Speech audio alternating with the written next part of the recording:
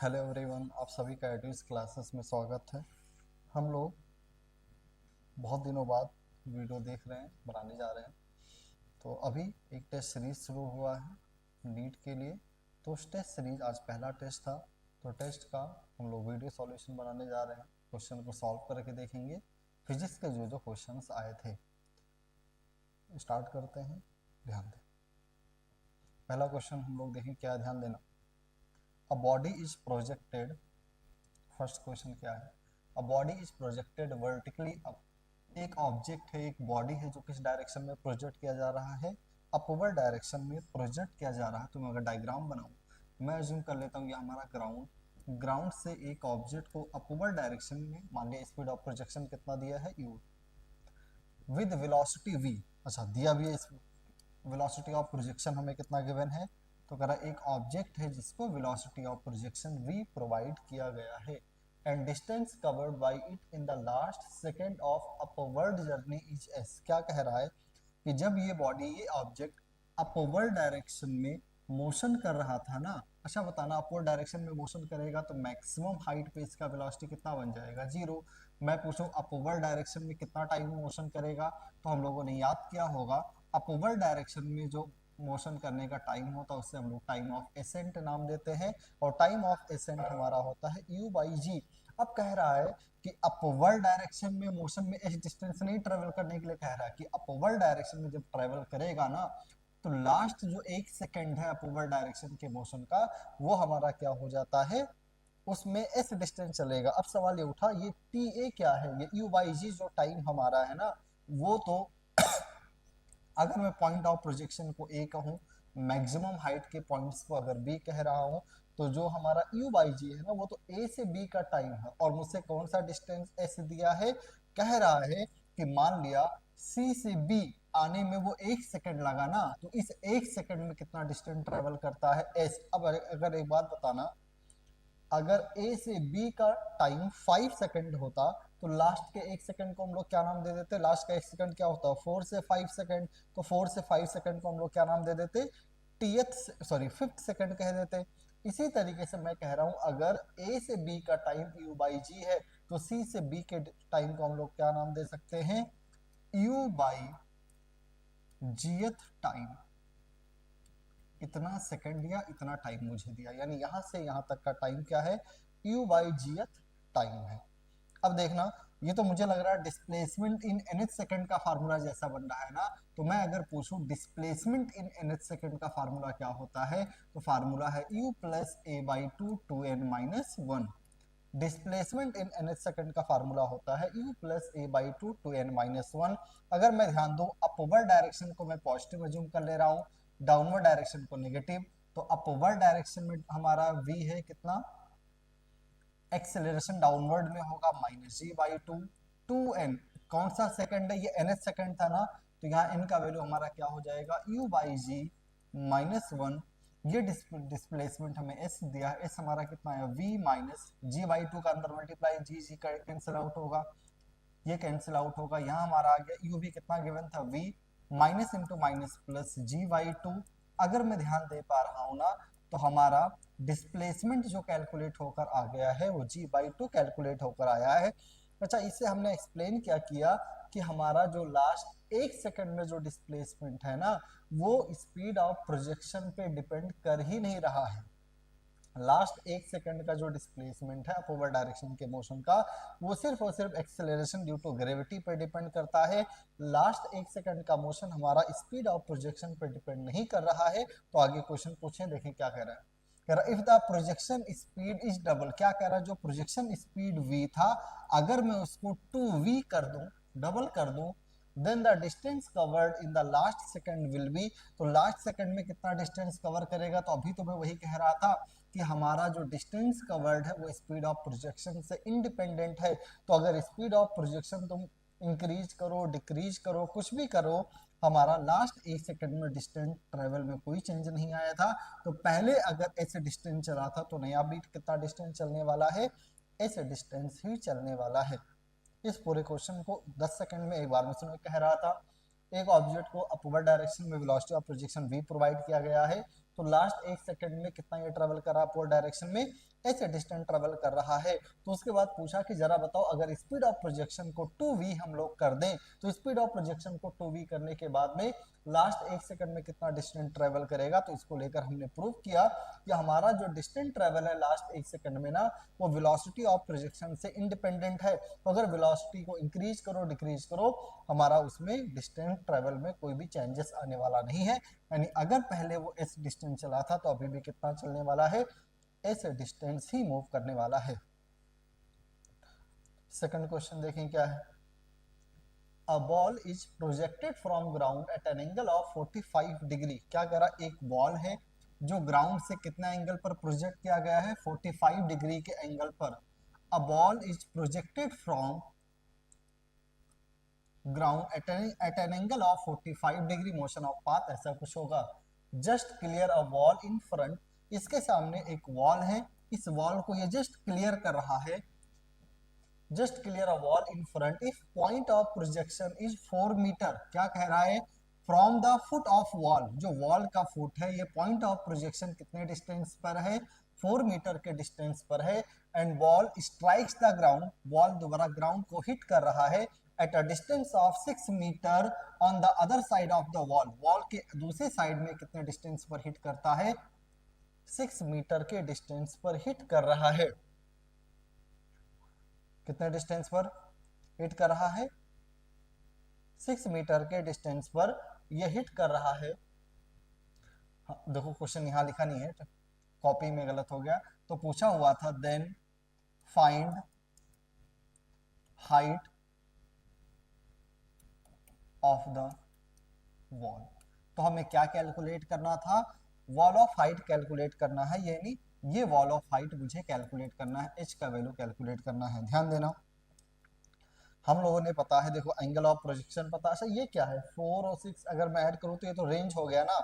तो basically range हमें given है 4 मीटर प्लस 6 मीटर कितना बनकर आ जाएगा, 10 मीटर। ठीक है ना, तो रेंज हमारा कैलकुलेट हो चुका है 10 मीटर। अगर मैं ध्यान दूं, हमें रेंज, एंगल ऑफ प्रोजेक्शन, और एक बात और हम लोगों ने पढ़ा होगा, इक्वेशन ऑफ ट्रेजेक्ट्री में पॉइंट ऑफ प्रोजेक्शन से जो टावर का हॉरिजॉन्टल डिस्टेंस है, इसको मैं x कह रहा था, हाइट ऑफ टावर को मैं y कह सकता हूं। और इक्वेशन ऑफ ट्रेजेक्ट्री हम लोगों ने डिस्कस किया होगा, फार्मूला हमें पता है, y is equals to x tan theta minus g x square upon 2 u square cos square theta. Equation of trajectory हम लोगों ने क्या डिस्कस किया है, तो इक्वेशन ऑफ ट्रेजेक्ट्री हमने डिस्कस किया है y is equals to x tan theta minus g x square upon 2u square. अच्छा ये एक दूसरा फार्मूला भी याद किया, रेंज वाला फार्मूला देखो क्या था, तो रेंज वाला फार्मूला हमने याद किया होगा, y is equals to x tan theta bracket में 1 माइनस x बाई आर। ये फार्मूला लगाओ, स्पीड ऑफ प्रोजेक्शन है, रेंज गिवन है, तो ये फार्मूला यूज कर लेते हैं हम लोग। y यानी हाइट ऑफ टावर पूछा हुआ है, x हमारा 4 tan 45,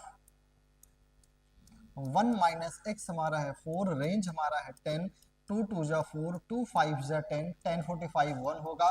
यहाँ अगर मैं सॉल्व करूँ 5 माइनस 2 यानी कितना कैलकुलेट हो गया, 3/5, यानी आ गया 12/5। अच्छा 5 में अगर 12/5 अगर करें, 2 का मल्टीप्लाई कर ले तो आ जाएगा बेसिकली कितना, 2.4 मीटर। तो हाइट ऑफ टावर हमारा कैलकुलेट हो चुका है 2.4 मीटर। हाइट ऑफ टावर हमारा कितना कैलकुलेट हो गया है, 2.4 metre height of tower calculate हुआ। नेक्स्ट क्वेश्चन हम लोग थर्ड क्वेश्चन पे मूव करें, जरा ध्यान दे क्या है। A train passes an electric pole in 55 second. क्या कह रहा है ना, एक ट्रेन है ऐसे कोई, मान लिया लेंथ ऑफ ट्रेन कितना l, एक इलेक्ट्रिक पोल है, इस पोल को ये ट्रेन कितने टाइम में पास कर रहा है, 55 सेकंड में पास कर रहा है। एक बात बताना, 50 पोल का तो खुद का कोई लेंथ वगैरह होता नहीं है, पोल को हम लोग नेग्लिजिबल लेंथ का मान सकते हैं। यानी मैं कहूंगा ना, इस पोल को अगर ट्रेन क्रॉस कर रहा है, इसका मतलब ये है कि ये क्रॉस करने में ट्रेन का तो लंब लेंथ है, तो ये क्रॉस कब कर पाएगा, जब ट्रेन एंट्री करे इंजन, और बिल्कुल लास्ट वाला कंपार्टमेंट अगर एग्जिट करेगा, तो मैं कहूंगा ट्रेन पोल को क्या कर चुका है, क्रॉस। मान लिया वेलोसिटी ऑफ ट्रेन कितना है v, आगे और रीड कर लें। And a bridge of length 2 kilometre in 110 second. पहले इसको देख लें, इसको पहले सॉल्व कर लें थोड़ा, जरा बताना, वेलोसिटी v हो इस पोल को क्रॉस करना है तो कितना डिस्टेंस ट्रेवल होगा, जो लेंथ ऑफ ट्रेन है divide by time, speed is equal to distance upon time, ये हमारा बन गया। अब यही जो सेम ट्रेन है ना, ये एक ब्रिज को क्रॉस कर रहा है, ऐसे मान ले एक ब्रिज है, ये ट्रेन इस ब्रिज को क्रॉस करेगा, इसी v, इसका लेंथ l, ये हमें कितना गिवन है 2 किलोमीटर। मैं कहूँ जब ब्रिज को क्रॉस करेगा तो कितना डिस्टेंस ट्रेवल करेगा, तो तुम कहोगे सर जब भी ट्रेन अगर ब्रिज को क्रॉस करना चाह रहा है ना तो वो 2 किलोमीटर तो चलेगा ही चलेगा, प्लस में जो ट्रेन का खुद का लेंथ है वो भी क्या करेगा, मूव करेगा, तो वो हमारा है कितना 2 प्लस एल डिस्टेंस ट्रेवल करेगा। वो भी ये 2 प्लस एल डिस्टेंस कितने टाइम में ट्रेवल कर लेता है, ब्रिज को कितने टाइम में क्रॉस कर रहा है, 110 सेकंड में ये ब्रिज को क्रॉस कर रहा है। अब मैं पूछूं लेंथ ऑफ ट्रेन यानी एल मुझे कैलकुलेट करना है, लेंथ ऑफ ट्रेन कैलकुलेट करने का मतलब क्या निकालना है, एल की वैल्यू मुझे कैलकुलेट करना है। अच्छा बताना यहाँ स्पीड का वैल्यू v, डिस्टेंस यहाँ कितना है 2 प्लस एल अपॉन टाइम कितना है 110, v को मैं लाके यहाँ क्या पुट कर सकता हूँ l upon 55, 2 plus L divide by 110, 55 2 जा क्रॉस मल्टीप्लाई कर लो, 2l is equals to L हमारा आ गया 2 किलोमीटर में था, तो आंसर भी किस में कैलकुलेट होगा 2 किलोमीटर। तो लेंथ ऑफ ट्रेन हमारा कैलकुलेट हो चुका है 2 किलोमीटर के अराउंड आ गया है, ये लेंथ ऑफ ट्रेन को 2 किलोमीटर आया। अब आगे बढ़ते हैं, देखते हैं और नेक्स्ट आगे देखें। A passenger train of length 60 metre, क्या कह रहा है, एक पैसेंजर ट्रेन है जिसका लेंथ मुझे कितना गिवन है 60 मीटर। मैं डायग्राम बना रहा हूं, हमारे पास में एक पैसेंजर ट्रेन है, इस ट्रेन का खुद का लेंथ मुझे कितना गिवन है 60 metre at a speed of 80 kilometre per hour. अच्छा ये पैसेंजर ट्रेन का स्पीड मुझे कितना गिवन है 80 kilometre per hour. Another train of length 120 metre, कह रहा एक दूसरा ट्रेन है जिसका लेंथ कितना 120 मीटर, देखो एक दूसरा ट्रेन है, इस ट्रेन का लेंथ कितना 120 metre, travel at a speed 30 kilometre per hour, इसका स्पीड मुझे 30 किलोमीटर पर आवर दे, पर डायरेक्शन के बारे में अभी आइडिया नहीं तो मैं 30 लिख नहीं रहा हूँ, देख के आगे बताऊंगा। The ratio of time taken, किसके रेशियो की बात कर रहा है, टाइम के रेशियो की बात कर रहा है, बाय द पैसेंजर, किसके द्वारा, पैसेंजर के द्वारा, यानी पैसेंजर ट्रेन जो है इसके टाइम का ratio two completely cross the freight train when, यानी एक हमारे पास में मालगाड़ी है बेसिकली, तो इस मालगाड़ी को क्रॉस करने में पैसेंजर ट्रेन जो टाइम लेगा और उस टाइम का मुझे क्या करना है रेशियो निकालना है, वो भी कंडीशन कौन से दो केस में, they are moving in the same direction, मान लेते हैं जब दोनों सेम डायरेक्शन में मूव करेंगे तो टाइम कितना लगा t1, जब दोनों अपोजिट डायरेक्शन में मूव करेंगे तो टाइम कितना लगा t2। तो बेसिकली मुझे t1 और t2 का रेशियो पूछा गया है। एक बार दोबारा सुनो क्या कह रहा था, मैं एक बार क्वेश्चन समराइज कर देता हूं। मुझसे कहा है एक पैसेंजर ट्रेन है जिसका लेंथ 60 मीटर है, इसका स्पीड 80 किलोमीटर पर आवर है, एक दूसरा मालगाड़ी है जिसका लेंथ कितना है 120 मीटर है और इसका स्पीड मुझे 30 किलोमीटर पर आवर दिया, पर डायरेक्शन के बारे में बहुत ज्यादा कुछ कहा नहीं था। फिर पूछा है पैसेंजर ट्रेन इस मालगाड़ी को कितने टाइम में क्रॉस करेगा, मुझे ये कैलकुलेट करना है, वो भी कब, पहला केस जब दोनों ट्रेन का डायरेक्शन क्या रहे सेम, यानी अगर ये राइट में जा रहा था तो इसका भी स्पीड कैसा है 30 kilometre per our, right direction में ही इस ऑब्जेक्ट का, इस ट्रेन का भी, पैसेंजर ट्रेन के डायरेक्शन में ये भी मोशन कर रहा है। जब कभी भी दो दो ऑब्जेक्ट मोशन कर रहे होते हैं तो हम लोग एक को रेस्ट में लाने की कोशिश करते हैं। तो चलो विद रेस्पेक्ट टू अगर मैं एफ कर दूं, इस मालगाड़ी के रेस्पेक्ट में अगर मैं पूरे क्वेश्चन को कर दूं तो विद रेस्पेक्ट टू एफ करने का तरीका क्या था, कभी भी रेस्ट जिसके रेस्पेक्ट में करते हैं वो रेस्ट में आ जाएगा ना, तो इसके वेलोसिटी को उल्टा करके वहां पर ऐड करते हैं, यही तो रिलेटिव वेलोसिटी निकालने का कॉन्सेप्ट है। तो इसका वेलोसिटी राइट में 30, उल्टा करोगे लेफ्ट में 30, ऐड किया 80 माइनस 30 अपोजिट डायरेक्शन में कितना हो गया। तो विद रेस्पेक्ट टू एफ जो है पैसेंजर ट्रेन का स्पीड कितना आ गया 55 किलोमीटर पर आवर। अब देखना मुझे फार्मूला क्या पता है, speed is equal to distance. अब बताओ ये पैसेंजर ट्रेन कब क्रॉस कर पाएगा इसको, तो क्रॉस करने के लिए पैसेंजर ट्रेन को कितना चलना होगा, जो इसका खुद का लेंथ है प्लस जो हमारे मालगाड़ी का लेंथ है, टोटल कितना हो जाएगा 120 प्लस 60 180 अपॉन टाइम कितना लगा हमारा t1। अगर मैं यहां से सॉल्व करूं तो t1 हमारा बनकर आ गया 18/5। इसी तरह जब दोनों अपोजिट डायरेक्शन में ट्रेवल करें, अच्छा बताना अगर अपोजिट डायरेक्शन में ट्रेवल करेंगे, यानी सेकंड केस के लिए अगर मैं डायग्राम बनाऊं ना तो मैं कहूंगा हमारा जो मालगाड़ी है, अगर पैसेंजर राइट में जा रहा था तो मालगाड़ी किस डायरेक्शन में जा रहा होगा, लेफ्ट डायरेक्शन में मूव कर रहा होगा। और अगर मालगाड़ी लेफ्ट डायरेक्शन में मूव कर रहा है तो विद रेस्पेक्ट टू अगर मैं क्वेश्चन मालगाड़ी करूँ ना तो क्या होगा, हमें इसके वेलोसिटी को उल्टा करके क्या करना, ऐड। इसका वेलोसिटी अपोजिट में है, लेफ्ट में है, उल्टा करोगे राइट में, लाके यहाँ ऐड करो 80 + 30 कितना आ जाएगा, यानी with respect to passenger train का जो स्पीड है 110 किलोमीटर पर आवर मुझे दिख रहा है।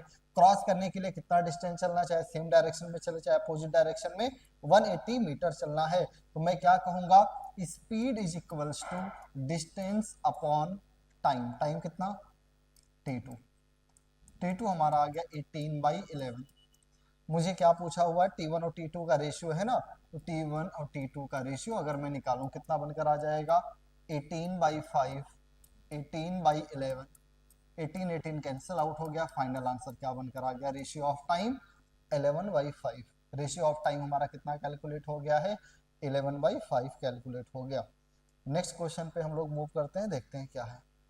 हाँ ध्यान दे, a body is thrown vertically upward, एक ऑब्जेक्ट है जो किस डायरेक्शन में थ्रो किया गया है, अपवर्ड डायरेक्शन में थ्रो किया गया है।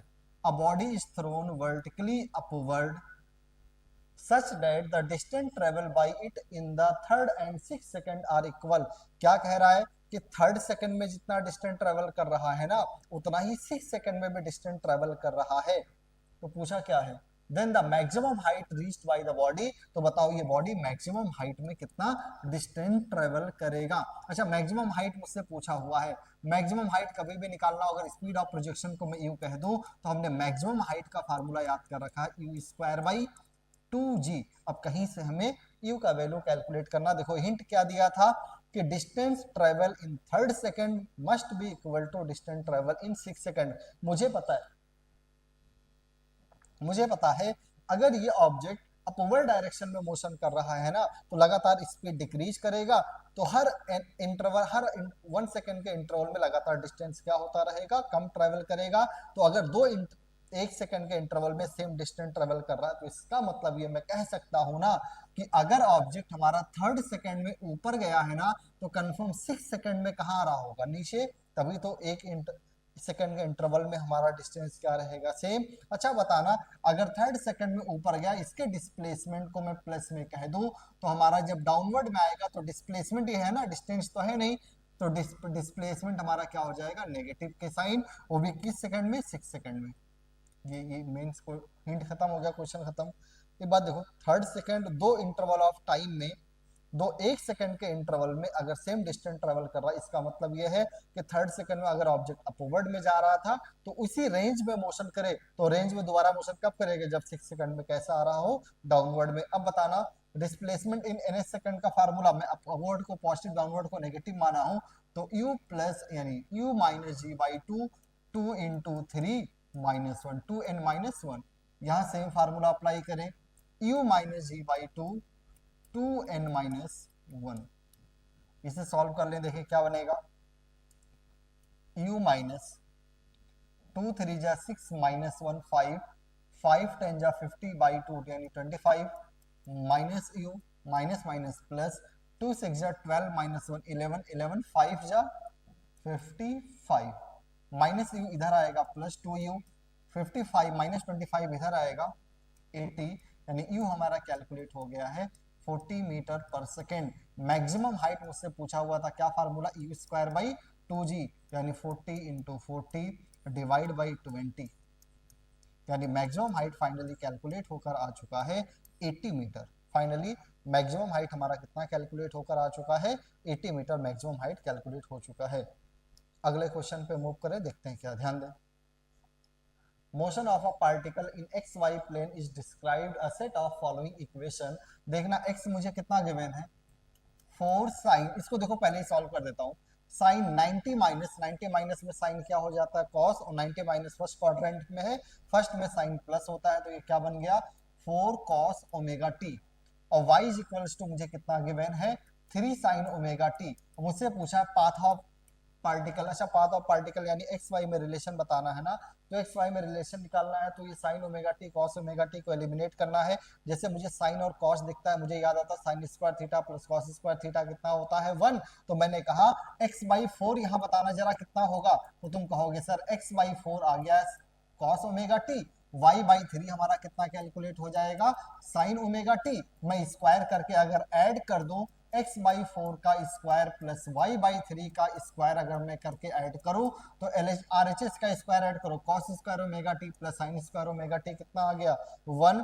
फिर मैंने रटाया है ना सर्कल पैराबोला ये सब पहचानना सिखाया हुआ, क्या बताया होगा कि अगर पैराबोला कब होता है जब एक वेरिएबल का पावर 1 और दूसरे वेरिएबल का पावर 2 हो तो ग्राफ पैराबोला बनता है। दोनों वेरिएबल का पावर अगर 2 हो तो पैराबोला भी बन सकता है, इलिप्स भी बन सकता है, हाइपरबोला भी बन सकता है। उसके लिए कंडीशन बताया था अगर दोनों प्लस में है तो या तो सर्कल बनेगा या इलिप्स बनेगा। अब सवाल ये उठा इलिप्स कब बनता है सर्कल कब बनता है, तो मैंने कहा था अगर एक्स स्क्वायर और वाई स्क्वायर दोनों का कोफिशिएंट सेम हो तो सर्कल और दोनों का कोफिशिएंट डिफरेंट हो तो इलिप्स। यहाँ ध्यान दे यहाँ 1/4 स्क्वायर यहाँ 1/3 स्क्वायर है तो coefficient x square y square का डिफरेंट है, तो किसका इक्वेशन है इलिप्टिकल पाथ का इक्वेशन। और हमने ऐसा इक्वेशन कहाँ पढ़ा होगा ग्रेविटेशन में पढ़ा भी है, तो ये इक्वेशन देख के हमें आइडिया लगना चाहिए कि हमारा मोशन ऑफ पाथ कैसा होगा इलिप्टिकल पाथ होगा। नेक्स्ट मूव करें, अगला क्वेश्चन देखें। क्वेश्चन नंबर 7 जरा ध्यान दे हमारे पास में क्या है। Two objects are moving in a straight line, कह रहा दो ऑब्जेक्ट हमारे पास में है वो किस पाथ पर मोशन कर रहे हैं स्ट्रेट पाथ पर मोशन कर रहे हैं। Their position versus time graph are as in figure, इनके पोजीशन और टाइम ग्राफ मुझे गिवन है। The velocity of A with respect to B, मुझसे क्या पूछा हुआ है वेलोसिटी ऑफ ए कैलकुलेट करो विद रिस्पेक्ट टू बी। पहला सवाल ये उठा पोजीशन टाइम ग्राफ से हम लोग वेलोसिटी कैसे निकालें, तो हमने पढ़ा वो पोजीशन टाइम ग्राफ का जो स्लोप है वो क्या देता है वेलोसिटी देगा। तो अगर इसी तरह मैं इस रिजल्ट का यूज करके वेलोसिटी ऑफ ए कैलकुलेट करूं तो स्लोप के लिए angle positive direction of time axis से मेजर करेंगे ना, तो यही तो हमारा एंगल होगा tan 37 कितना 3/4। ऐसे स्लोप ऑफ बी निकालना है तो इसको अगर मैं थोड़ा आगे बढ़ाऊं ये टाइम एक्सिस को यहाँ कट करेगा, मुझे ये एंगल चाहिए अब ये एंगल 53 ये पूरा 90 तो ये कितना 37, तो जो एंगल मुझे चाहिए वो कितना 180 माइनस 37, तो मैं कह सकता हूँ वेलोसिटी ऑफ बी हमारा कितना होगा tan 180 माइनस 37। अच्छा 180 माइनस कौन सा क्वाड्रेंट होता है सेकंड क्वाड्रेंट ना, सेकंड क्वाड्रेंट में tan हमारा क्या होता है नेगेटिव, तो अगर सेकंड क्वाड्रेंट में tan हमारा नेगेटिव है तो क्या बन जाएगा माइनस का tan 37। अच्छा tan 37 होता कितना है 3/4, तो अब माइनस 3/4। मुझसे क्या पूछा गया है, तो मुझसे पूछा हुआ velocity of A with respect to B, यानी velocity of A minus velocity of B, velocity of B खुद माइनस में तो माइनस माइनस प्लस 6/4 यानी 3/2, 3/2 यानी 1 पॉइंट, अच्छा 3/2 दिया है ना तो चलो सिंपल 3/2 मीटर पर सेकेंड, ये हमारा आंसर निकल कर आ गया। अच्छा हमने रिजल्ट क्या यूज किया है पोजीशन टाइम ग्राफ का स्लोप क्या बताएगा वेलोसिटी। नेक्स्ट क्वेश्चन पे मूव करें, क्वेश्चन नंबर 8 हमारे पास में है, ध्यान दें क्या है। Two bodies are projected from ground with same speed 40 metre पर सेकेंड, कह रहा दो ऑब्जेक्ट जो ग्राउंड से प्रोजेक्ट किए गए सेम स्पीड 40 मीटर पर सेकेंड के स्पीड से at two different angle with respect to horizontal. अच्छा स्पीड ऑफ प्रोजेक्शन कितना है 30, और मान लिया एक का एंगल ऑफ प्रोजेक्शन θ1 है और दूसरे का एंगल ऑफ प्रोजेक्शन θ2 है। The bodies were found to have a same range, एक रिजल्ट हमने रटा हुआ नोट्स में ना कि अगर स्पीड ऑफ प्रोजेक्शन सेम हो उसके बावजूद अगर रेंज हमारा सेम रहे और एक एंगल अगर थीटा होगा तो दूसरा एंगल 90 माइनस थीटा, यानी उन दोनों एंगल का समेशन रेंज के सेम रखने के लिए क्या होता है 90 डिग्री होना चाहिए होता है। अब जरा ध्यान दे आगे क्या कह रहा है, if one of the body was projected at an angle of 60 degree, कह रहा एक ऑब्जेक्ट का एंगल ऑफ प्रोजेक्शन अगर 60 तो बताना दूसरे का, अरे ये स्पीड था 40 मीटर पर सेकेंड ना, हमारा स्पीड है 40 मीटर पर सेकेंड। आगे then the sum of the maximum height attained by the two projectile, इन दोनों प्रोजेक्टाइल का मैक्सिमम हाइट का समेशन। अच्छा बताना मैक्सिमम हाइट का समेशन यानी पहले का मैक्सिमम हाइट निकालो दूसरे का मैक्सिमम हाइट निकालो। फर्स्ट के मैक्सिमम हाइट का formula u square sine square θ1 upon 2g, दूसरे सेकंड के मैक्सिमम हाइट का formula u square sine square θ2 upon 2g, मुझे यहाँ u square by 2g common दिख रहा है, u स्क्वायर को मैं लिख सकता हूँ 40 का स्क्वायर अपॉन 2g कितना 20, साइन थीटा 1 कितना साइन 60 रूट 3/2 स्क्वायर है तो 3/4, साइन 30 1/2 स्क्वायर है तो 1/4। यहाँ देखना इसको 40 इंटू 40 लिखो तो 22 जा 48 2 जा, ये आ गया हमारा कितना 80, और ये आया 3 + 1 4/4 यानी कैंसिल आउट होके 1 आएगा। तो हमारा मैक्सिमेशन ऑफ मैक्सिमम हाइट कितना बेसिकली निकल चुका है 80 मीटर। रिजल्ट हमने क्या यूज किया, अगर स्पीड ऑफ प्रोजेक्शन सेम हो तो दो डिफरेंट एंगल ऑफ प्रोजेक्शन पे हमारा रेंज सेम तभी होता है जब summation of angle of projection हमारा कितना रहेगा 90 डिग्री, तभी सेम होगा, नहीं तो नहीं। नेक्स्ट क्वेश्चन पे मूव करें, जरा ध्यान दें क्या क्वेश्चन है। The initial speed of a projectile fired from ground is u।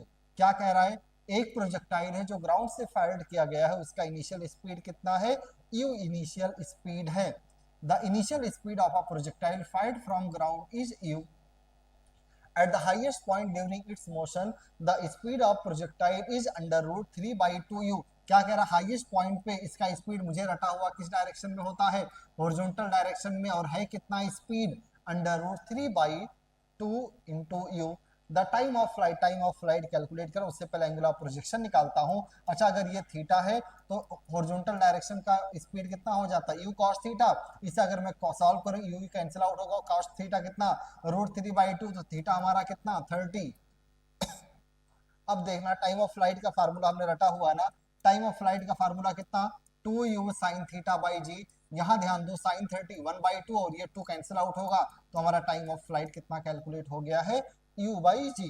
Time of flight हमारा कितना u बाई जी, ठीक है ना। हाँ, क्वेश्चन नंबर 9 हो गया। क्वेश्चन नंबर 10 पे मूव करें, देखते हैं क्या है।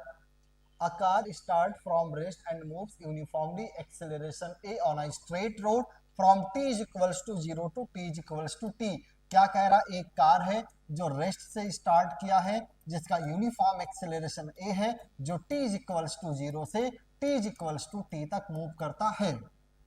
A constant d acceleration a brings to rest। इसके बाद में t is equals to t पे इस पे क्या लगा, एक कांस्टेंट डी एक्सेलरेशन लगा, जिससे इसका रिटार्डेशन होगा और ये फाइनली क्या आ जाएगा, रेस्ट में आ जाएगा। In this process the average speed of the car will be. तो मुझे इस पूरे प्रोसेस में एवरेज स्पीड कैलकुलेट करना है। अच्छा बताना, एवरेज स्पीड अगर निकालना है तो मुझे क्या कैलकुलेट करना होगा, total distance upon total time. एक तो मुझे लग रहा है अगर इनिशियली रेस्ट में था, फाइनली रेस्ट में, मैं सिमेट्रिसिटी का थोड़ा यूज कर रहा हूँ, एक्सेलरेट हुआ था ए से, डी एक्सेलरेट हुआ ए से, तो अगर एक्सेलरेट हुआ था टी टाइम तक तो डी एक्सेलरेट भी कितने टाइम तक होगा, टी टाइम तक ही होगा। और अगर टी टाइम तक डी एक्सेलरेट हो तो स्टार्टिंग के रिस्पेक्ट में टोटल टाइम कितना हो चुका है 2t। अच्छा बताना, टोटल डिस्टेंस निकालने का दो तरीका, या तो ये इसको सॉल्व करके यहाँ का डिस्टेंस निकालो, यहाँ का डिस्टेंस निकालो, तो बहुत लंबा प्रोसेस करने से बेहतर मुझे क्या समझ में आ रहा है, चलो मैं लंबा प्रोसेस कर देता हूँ। जो सॉल्यूशन मैंने भेजा है ना, हैंड रिटन सॉल्यूशन, उसमें मैंने ग्राफ से सॉल्व किया था, चलो मैं यहाँ स्टेप वाइज कर देता हूँ। तो सबसे पहले मैं इस पॉइंट को A, इसको B और इसको C कह रहा हूँ। A से B का डिस्टेंस निकाले, कौन सा equation, second equation of motion ना, S is equal to ut plus half at square, initial speed 0 तो हाफ a, टाइम कितना कैपिटल टी स्क्वायर। अगर b से c में फार्मूला लगाना है तो पहले मुझे b का क्या पता होना चाहिए, स्पीड। अच्छा, अगर b के स्पीड को v कह दो तो v is equals to formula u plus at। तो b पॉइंट का जो स्पीड है वो कितना है a इंटू टी, वो भी टाइम कितना है कैपिटल टी। अब मुझे b से c का क्या चाहिए, डिस्टेंस चाहिए ना। अच्छा बताना, अगर b से c का डिस्टेंस चाहिए तो b से c का डिस्टेंस हम लोग कैसे कैलकुलेट करेंगे, वही same formula s is equals to ut plus half. अरे ये v ना निकाले तभी निकाला जा सकता है, एक फार्मूला हमने और पढ़ा ना, s is equals to vt minus half at square, और फाइनल स्पीड 0, तब भी हम लोग कर सकते थे, लेकिन चलो मैं ऐसे ही कर दे रहा हूँ। s इज इक्वल्स टू, चलो वही फार्मूला लगा रहा हूँ, vt minus half at square, लाके वैल्यू पुट करो, फाइनल स्पीड कितना 0। ये ना भी कैलकुलेट करें ना तभी कोई काम नहीं है, मतलब नहीं है, इजी है। माइनस हाफ एक्सेलरेशन a, वो भी डी एक्सेलरेशन है तो माइनस माइनस प्लस है। अच्छा, यहाँ से यहाँ का टाइम इंटरवल कितना t, तो कैपिटल टी स्क्वायर। हमारा एस ए बी और एस बी सी दोनों सेम कैलकुलेट होकर आ गया है। मुझसे पूछा क्या है, एवरेज स्पीड। एवरेज स्पीड क्या होता है, टोटल डिस्टेंस। अच्छा बताना, half eighty square plus half eighty square, तो दोनों को ऐड करेंगे कितना बनेगा, eighty square upon total time कितना लगा है, टी नहीं 2t। कैलकुलेट करके हमारा फाइनली आंसर आया है एवरेज स्पीड कितना 80/2। कौन सा आंसर करेक्ट? थर्ड। ये हमने क्वेश्चन नंबर 10 कर लिया। थोड़ा फास्ट कर रहे हैं, टेस्ट पेपर का डिस्कशन है, लेक्चर तो है नहीं, इसलिए फटाफट हम लोग देख लेते हैं, एक बार तो पढ़ा ही हुआ होगा। नेक्स्ट क्वेश्चन हमारे पास में ये थोड़ा अच्छा सवाल है, ध्यान से देखेंगे। A particle is moving along X axis, its position is given as. अच्छा, पोजीशन हमें कितना गिवन है, यहाँ मैं साइड में लिखूं T cube by 3 minus 3 by 2 T square plus 2t plus 4। देखो एक्सीलरेट की बात करा, रिटार्डेशन की बात करा है, ओरिजिन की तरफ मूव करना, ये सब बात करा है। तो चलो पहले मैं वेलोसिटी और एक्सीलरेशन कैलकुलेट करूं। वेलोसिटी कैलकुलेट करना है तो डिफरेंशिएट करना होगा ना। देखो मैं डिफरेंशिएट करूं, टी क्यूब का डिफरेंशिएशन 3t स्क्वायर यानी टी स्क्वायर, यहाँ डिफरेंशिएशन 3t, यहाँ प्लस 2t का 1 4 का 0। वेलोसिटी को डिफरेंशिएट करेंगे क्या आएगा, एक्सेलरेशन कितना 2t माइनस 3t का डिफरेंशिएशन 1 प्लस 2 का डिफरेंशिएशन 0 बनकर आ गया। हमारा वेलोसिटी आ गया, पोजीशन आ गया, एक्सेलरेशन। इन चारों को डिटेल में एक एक करके मैं प्रूफ कर देता हूँ। आंसर तो वैसे एक लाइन में आएगा, लेकिन मैं चारों को एक्सप्लेन करता हूँ ताकि हमें एक्सप्लेनेशन समझ में आना चाहिए। पहला सवाल क्या कहा हुआ, देखो पहला पार्टिकल एक्सेलरेट। अच्छा, पार्टिकल एक्सेलरेट करने का मतलब क्या है, पार्टिकल का एक्सेलरेशन क्या रहेगा, पॉजिटिव। अच्छा, पार्टिकल का एक्सेलरेशन हमने निकाला कितना है 2t minus 3 greater than positive, तो t ग्रेटर देन 3/2 यानी 1.5 सेकंड का, अगर 1.5 सेकंड से ज्यादा का टाइम हो जाएगा तो पार्टिकल क्या करेगा, एक्सेलरेट करेगा। अच्छा, 1.5 सेकंड से ज्यादा का टाइम कहां पर दिया है, यानी फर्स्ट का कौन सा करेक्ट मुझे दिख रहा, आर, यानी आर का फर्स्ट यहां भी है, आर का फर्स्ट यहां भी है, ठीक है। अब मैं आगे देखता हूं, सेकंड वाला रीड करो, पार्टिकल रिटार्ड। सेकंड देखो, हाँ चलो, पार्टिकल रिटार्ड कहां करेगा चेक कर लेते हैं। अच्छा, पार्टिकल जहां भी रिटार्ड करेगा वहां पर एक्सेलरेशन लेस देन 0, तो हमारा 2t माइनस 3 लेस देन 0 यानी t लेस देन 1.5। तो जहां भी टाइम 1.5 सेकंड से लेस देन दिया होगा वही हमारा करेक्ट है 1.5। ये तो 1 से 2 है ना, ये देखो टाइम क्या कह रहा है, फॉर लेस देन 2 कह रहा है, हमें लेस देन 1.5 चाहिए, और ये 0 to 1 कह रहा है। तो देखो p का सेकंड दिया है क्या, तो p का सेकंड यहाँ है और यहाँ नहीं है, तो इस तरह ये आंसर आ गया। फिर भी मैं बाकी दो ऑप्शन सॉल्व करके दिखा देता हूँ। ऐसे थर्ड वाला देखना, particle is moving towards origin, क्या कह रहा है, पार्टिकल ओरिजिन की तरफ मूव करेगा। अच्छा बताना, अगर ये एक्स डायरेक्शन में मूव कर रहा था और ओरिजिन की तरफ मूव करने का मतलब उसका डायरेक्शन ऑफ वेलोसिटी क्या होगा, नेगेटिव ना। तो अगर पार्टिकल ओरिजिन की तरफ मूव कर रहा है तो उसका वेलोसिटी क्या होना चाहिए, लेस देन 0। वेलोसिटी हमने कितना निकाला हुआ है, अब ये सॉल्व करना थोड़ा कठिन है। फैक्टर क्या, t माइनस 2 t माइनस 1। ये सब मैथमेटिक्स में इनइक्वालिटी सॉल्व करना सिखाया जाता है। वैसे आंसर तो अपना आ चुका है, नीट में भी आया तो कोई प्रॉब्लम नहीं है, लेकिन फिर भी मैं सॉल्व कर देता हूँ। मैथमेटिक्स में सिखाया जाता है ऐसे ना, जीरोज निकालो, ये 1 आ गया, ये 2, ये प्लस होगा, ये माइनस, ये प्लस होगा, हमें क्या चाहिए, नेगेटिव वाला। तो यहाँ जो टाइम का इंटरवल आया है greater than 1 but less than 2, greater than 1 but less than 2, यानी हमारा थर्ड के लिए कौन सा करेक्ट होगा, क्यू का थर्ड। देखो क्यू का थर्ड आ भी गया। अरे ये क्या कर दिया, नीट वालों को नहीं आइडिया लग रहा, कोई दिक्कत नहीं है, कहाँ तुम्हें मैथमेटिक्स समझ में भी आता है, ये इनइक्वालिटी सॉल्व करना मैथ्स वगैरह की बातें हैं, तो लेक्चर तो है नहीं कि मैं वो एक्सप्लेन करूं कहाँ से आया। अब देखो फोर्थ वाला, particle change its direction of motion. अच्छा, पार्टिकल के कभी भी डायरेक्शन ऑफ मोशन चेंज कर रहा हो तो हमने रटा हुआ वेलोसिटी इंस्टेंटेनियसली क्या बनेगा, 0 किसी ना किसी पॉइंट पर। अच्छा, अब चेक करो पार्टिकल का वेलोसिटी 0 कहाँ होगा, तो वेलोसिटी का भी फैक्टर किया था ना, t माइनस 2 t माइनस 1, यानी पार्टिकल का वेलोसिटी दो टाइम पर 0 होगा, एक तो 1 सेकंड पर भी, दूसरा 2 सेकंड पर भी, यानी पार्टिकल दो बार अपना डायरेक्शन चेंज करा, 1 सेकंड 2 सेकंड, ऑप्शन में 1 सेकंड दिया है, तो एस का कौन सा, एस का 4। तो सभी ऑप्शन मैंने एक्सप्लेन कर दिया, वैसे हमें दो ऑप्शन एक्सप्लेन करके भी आंसर आ ही गया था। थोड़ा अच्छा सा ये थर्ड वाला है।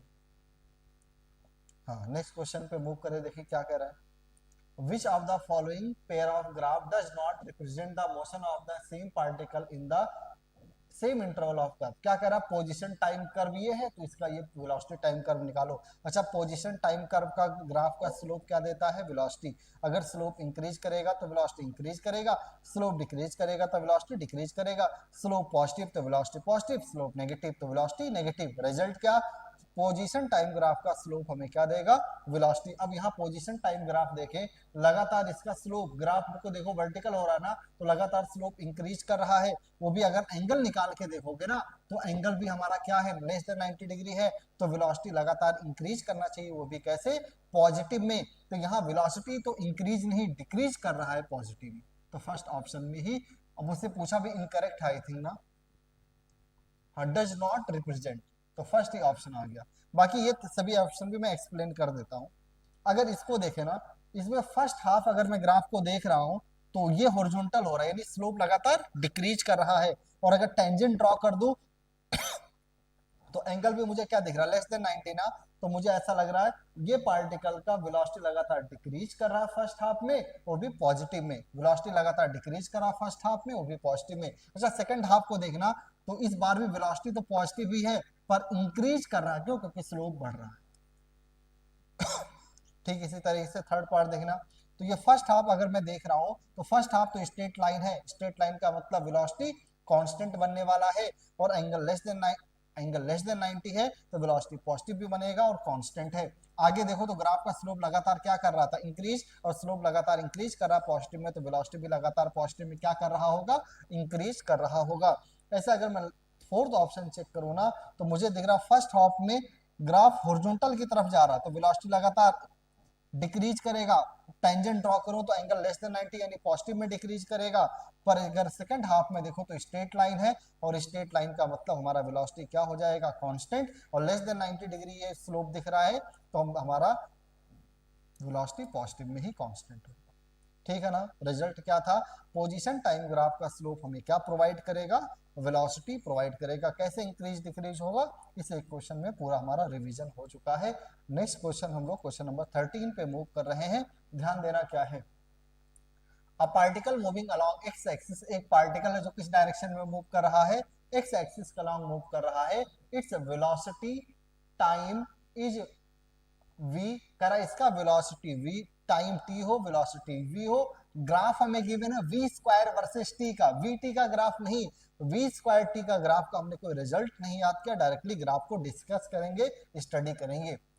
It's acceleration at t is equals to 1 second, 1 second पर मुझे क्या कैलकुलेट करना है, और कह रहा जब टाइम हमारा 1 सेकेंड है ना, तो क्या कैलकुलेट कर दो, एक्सेलरेशन कैलकुलेट करें। जरा सोच और समझ कर ध्यान देंगे, और जब भी रिजल्ट ना याद हो तो ग्राफ को देखकर उसके इक्वेशन को लिखने की कोशिश करते हैं। मुझे ऐसा दिख रहा है straight line graph passing through origin. अच्छा straight line graph passing through origin का इक्वेशन क्या, y is equals to mx plus c, तो है नहीं, जीरो है, y की जगह यहाँ v नहीं, v स्क्वायर। स्लोप देखो इस वाले ट्राइंगल से निकाल लो, स्लोप का formula tan theta, tan theta कितना, perpendicular upon base, perpendicular to base 1, और एक्स एक्सिस पर क्या है, टाइम, तो v स्क्वायर हमारा कितना आ गया, 2t।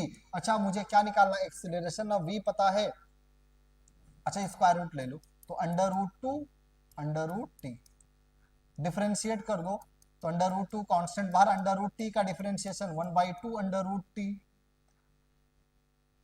ठीक है ना, t को यहाँ 1 पुट करें, ये 1 हो गया, कैंसिल आउट, रूट 2 अपॉन 2, 1/√2, 1/√2 हमने रटा हुआ है 0.7 मीटर पर सेकंड के राउंड कुछ ना कुछ आएगा। 1/√2 बहुत यूज होता है फिजिक्स में, एसी वाले चैप्टर में, RMS current v0/√2, RMS voltage v0/√2, तो 1/√2 हमने याद किया, 0.707 नहीं, यानी 0.7 के राउंड आता है। नेक्स्ट क्वेश्चन देखें, क्वेश्चन नंबर 14 क्या है, द यूनिट ऑफ लेंथ, यानी अभी तक हमने काइनेमेटिक्स 1D 2D के क्वेश्चन किए, अब हम लोग किस चैप्टर के क्वेश्चन करने जा रहे हैं, यूनिट डायमेंशन एरर के क्वेश्चन करेंगे, तो जरा ध्यान से देखना। The units of length, velocity and force are double, क्या कह रहा है, लेंथ का यूनिट हमने l था मान लिया, 2l कर दिया, वेलोसिटी का यूनिट v था, हमने 2v कर दिया, फोर्स का यूनिट f था, हमने क्या कर दिया 2f कर दिया है। विच of the following is correct change in the other unit, तो कौन सा करेक्ट चेंज है, दूसरे यूनिट की बात कर रहा है। यूनिट ऑफ टाइम के बारे में पूछा। अच्छा एक बात बताना, वेलोसिटी का फार्मूला क्या होता है, डिस्टेंस अपॉन टाइम, तो अगर मैं ध्यान दूं यहाँ टाइम क्या बना, l/v, अच्छा l को डबल किया, v को डबल किया, टाइम में कोई चेंज आया नहीं, यानी टाइम हमारा क्या रहेगा, अनचेंज। टाइम क्या कह रहा था, अनचेंज, ट्रू। अगला भी रीड कर लो, मैं सब डिस्कस कराऊंगा option. Unit of mass is unchange, अब मास निकालना है ना। अच्छा एक बात बताना, फोर्स का फार्मूला कितना, M A acceleration change in velocity यानी v बाई टी। अच्छा यहाँ मास के बारे में लिखना है तो हो गया एफ टी अपॉन वी। एक बात बताना, फोर्स को हमने क्या किया है, डबल, टाइम हमारा चेंज नहीं हुआ, वेलोसिटी भी डबल, ये दोनों डबल होके कैंसिल आउट होंगे, मास भी हमारा क्या आ गया, अनचेंज। एफ बाई वी देखो हमेशा कांस्टेंट है ना, क्योंकि फोर्स डबल होता है तो वेलोसिटी को भी डबल करने पर डबल हो जाता है, तो रेशियो हमेशा सेम रहेगा। Next unit of momentum is double. Momentum का फार्मूला बताना, मास इनटू वेलोसिटी। अच्छा मास तो हमारा अनचेंज पर वेलोसिटी डबल हो रहा है ना, तो मोमेंटम भी क्या हो जाएगा, डबल हो जाएगा, यानी थर्ड ऑप्शन भी ट्रू है। तो फर्स्ट सेकंड थर्ड सब ट्रू होने का मतलब हमारा आंसर बेसिकली क्या रहेगा, fourth option, all of this correct मुझे दिख रहा है। क्वेश्चन नंबर 14 हो गया। तो अब हम लोग मूव करते हैं, लोग क्वेश्चन नंबर 15 देखते हैं, ध्यान देना क्या है। फोर्स इज इक्वल्स टू हमें गिवन है alpha upon beta cube plus density rho लिख दिया। Dimension of under root alpha upon beta, यानी अल्फा और बीटा के डायमेंशन कैलकुलेट करना है। हमने एक रिजल्ट पढ़ा होगा डायमेंशन में कि दो सेम फिजिकल क्वांटिटी में ही एडिशन या सब्ट्रैक्शन पॉसिबल है, इसलिए डायमेंशन ऑफ बीटा क्यूब जो होगा ना वो हमारा इक्वल होना चाहिए डायमेंशन ऑफ डेंसिटी के, यानी डायमेंशन ऑफ बीटा जो होगा हमारा वो इक्वल होगा डायमेंशन ऑफ डेंसिटी का क्यूब रूट यानी पावर 1/3। अच्छा डेंसिटी का डायमेंशन, डेंसिटी होता मास अपॉन वॉल्यूम, यानी डायमेंशन कितना ml-3। तो डायमेंशन ऑफ बीटा हमारा सॉल्व होकर आ गया m to the power 1/3 l to the power -1। अब अल्फा का डायमेंशन निकालें तो LHS का डायमेंशन देखना कितना, फोर्स यानी mlt-2। Dimension of alpha calculate करना है, डिनोमिनेटर में डेंसिटी ही तो लिखा है, तो density mass upon volume. Solve करके डायमेंशन ऑफ अल्फा आ गया m² l-2 t-2। मुझे रूट अल्फा चाहिए तो डायमेंशन ऑफ रूट अल्फा बनकर आ जाएगा, स्क्वायर रूट ले तो m l-1 t-1। मुझे क्या कैलकुलेट करना था, dimension of root alpha upon beta. Root alpha upon beta करें, अल्फा कितना है root alpha ml-1 t-1, beta हमें कितना गिवन है m to the power 1/3 l to the power -1, -1 cancel out हो गया, m पे पावर 1 -1/3 2/3 और t टू द पावर -1, ये हमारा m to the power 2/3 t to the power -1। कौन सा ऑप्शन करेक्ट है, थर्ड। नेक्स्ट क्वेश्चन पे हम लोग मूव करें। नेक्स्ट क्वेश्चन हमारे पास में क्या है, क्वेश्चन नंबर 16 देखते हैं, ध्यान देखिए। Which of the following set cannot enter into the list of fundamental quantities in any newly proposed system of unit? किसको हम लोग फंडामेंटल फिजिकल क्वांटिटी में कैन नॉट इंटर, किसको नहीं इंटर कर सकते, देखो जिनमें आपस में रिलेशन पॉसिबल होगा उनको इंटर नहीं कर सकते, बाकी को फंडामेंटल में एंट्री दी जा सकती है। जैसे यहाँ देखना लेंथ मास और velocity, length mass and velocity, तो लेंथ मास एंड वेलोसिटी है, इसको हम लोग देखें क्या इनमें रिलेशन स्टेब्लिश किया जा सकता है या नहीं। तो मैं एक काम कह रहा हूं चलो वेलोसिटी हमारा डायरेक्टली रिलेशन निकाले ना, m to the power alpha l to the power beta. Velocity का डायमेंशन lt-1, मास का m to the power alpha, l का l to the power beta. मैं अगर ध्यान दूं m यहाँ है नहीं, m पे पावर 0, यहाँ अल्फा, यहाँ l टू द पावर 1, यहाँ बीटा। तो अगर मैं ध्यान दे रहा हूँ मास का फैक्टर ही हट गया है ना, अगर रिलेशन निकालना है, यानी इनमें आपस में रिलेट नहीं किया जा सकता, तो ये फंडामेंटल फिजिकल क्वांटिटी होगा। तो ए ऑफ फोर्थ वाला कैंसिल आउट हो गया, ये कैंसिल आउट हो गया। इन दोनों में देखो बी वाला चेक करने के लिए बचा है, बी चेक कर लो। तो अगला है प्रेशर, डेंसिटी एंड वेलोसिटी। चलो मैं लिख देता हूँ, pressure directly proportional to density to the power alpha, velocity to the power beta. अच्छा प्रेशर क्या होता है, फोर्स अपॉन एरिया। फोर्स कितना mlt-2 upon area l², solve करेंगे ml-1 t-2। डेंसिटी कितना mass upon volume ml-3 to the power alpha. Velocity कितना lt to the power -1। Compare करें m to the power 1, यहाँ m to the power alpha 1 आ गया, l to the power -1, यहाँ -3 alpha plus beta, alpha 1 रखेंगे 3 -1 यानी beta, sorry हमारा कितना आ गया, अल्फा अगर मैं 1 रखूं तो -3 इधर आएगा कितना, +3 -1 2, बीटा 2 आ गया।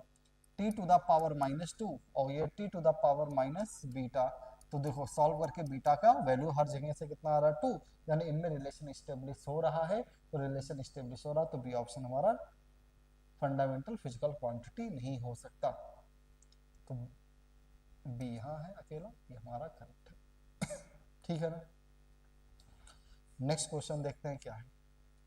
कंसीडर द इक्वेशन ये वेर ये कंसीडर द इक्वेशन ये मुझे दिया, फोर्स है, डिस्प्लेसमेंट टी टाइम है, पी मोमेंटम है, the dimensional formula of a will be. देखते रहें, integration f dot d s क्या होता है, वर्क, तो ये बन गया डी डब्ल्यू बाई डी टी। अच्छा डी डब्ल्यू बाई डी टी क्या होता है, पावर, पावर लिखो ना लिखो, ए एफ डॉट पी को क्या लिख दिया, एफ पी कॉस थीटा।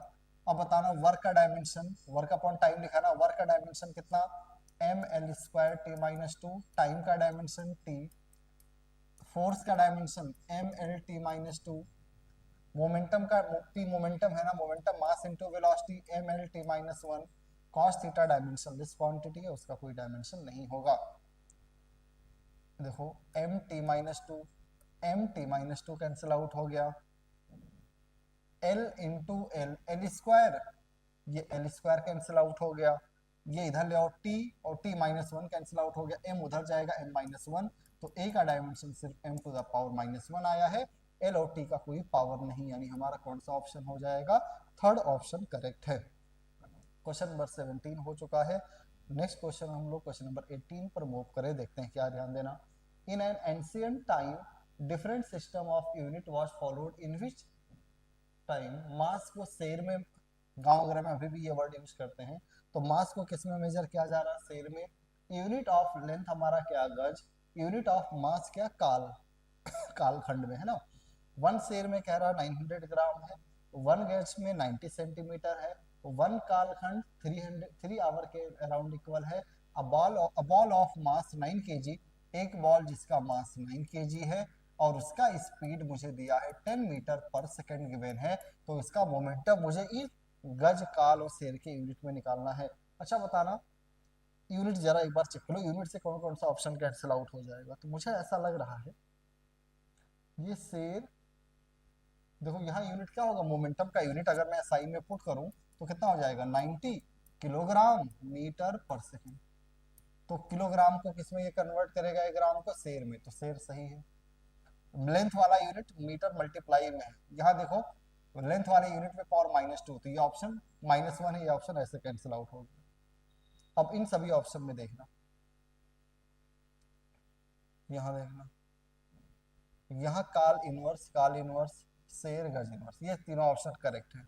अब इन तीनों में जरा चेक करें, अब न्यूमेरिकल वैल्यू कैलकुलेट कर लेता हूँ। न्यूमेरिकल वैल्यू कैसे कैलकुलेट करूंगा, तो कभी भी न्यूमेरिकल वैल्यू निकालना है तो पुराना न्यूमेरिकल वैल्यू, अब डायमेंशन लिखो, मोमेंटम का डायमेंशन कितना, तो पुराना डायमेंशन को चलो मास वाले को m1, इसको m2, किलोग्राम अकेला है, मीटर को क्या लिख देता हूँ L1 L2, टाइम उल्टा हो जाएगा ना, तो T2 अपॉन इनवर्सली है ना, तो T2 अपॉन T1, लॉ रखो। अच्छा बताना पुराना मास सिस्टम क्या दिया था मुझे, पुराना मास सिस्टम तो ऐसा ही है ना, तो इसको मैं क्या लिखूंगा, किलोग्राम, नया मास सिस्टम हमें शेर यूज करना है, पुराना लेंथ सिस्टम हमारा मीटर, नया लेंथ सिस्टम हमारा गज, पुराना टाइम सिस्टम हमारा क्या था, सॉरी नया साइड, पुराना टाइम सिस्टम हमारा सेकंड, नया टाइम सिस्टम हमारा क्या, काल। यहाँ पुट करें, किलोग्राम में 1000 ग्राम शेर, और 1 शेर में 900 ग्राम, इस बार दोनों को कन्वर्ट करना पड़ रहा है ग्राम में, मीटर में 100 सेंटीमीटर और गज में 90 सेंटीमीटर, काल में 3 आवर, आवर यानी 60 सेकंड, ये सेकंड,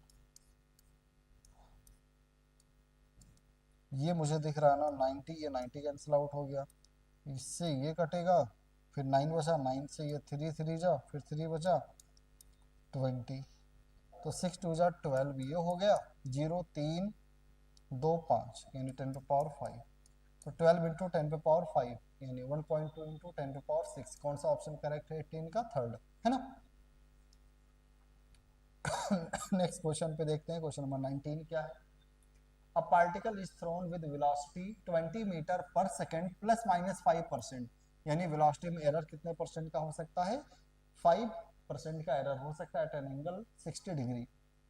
क्या कह रहा है, एक पार्टिकल है जो speed of projection u given है, u का रीडिंग कितना दिया है 20 मीटर पर सेकेंड, u का रीडिंग कितना दिया है 20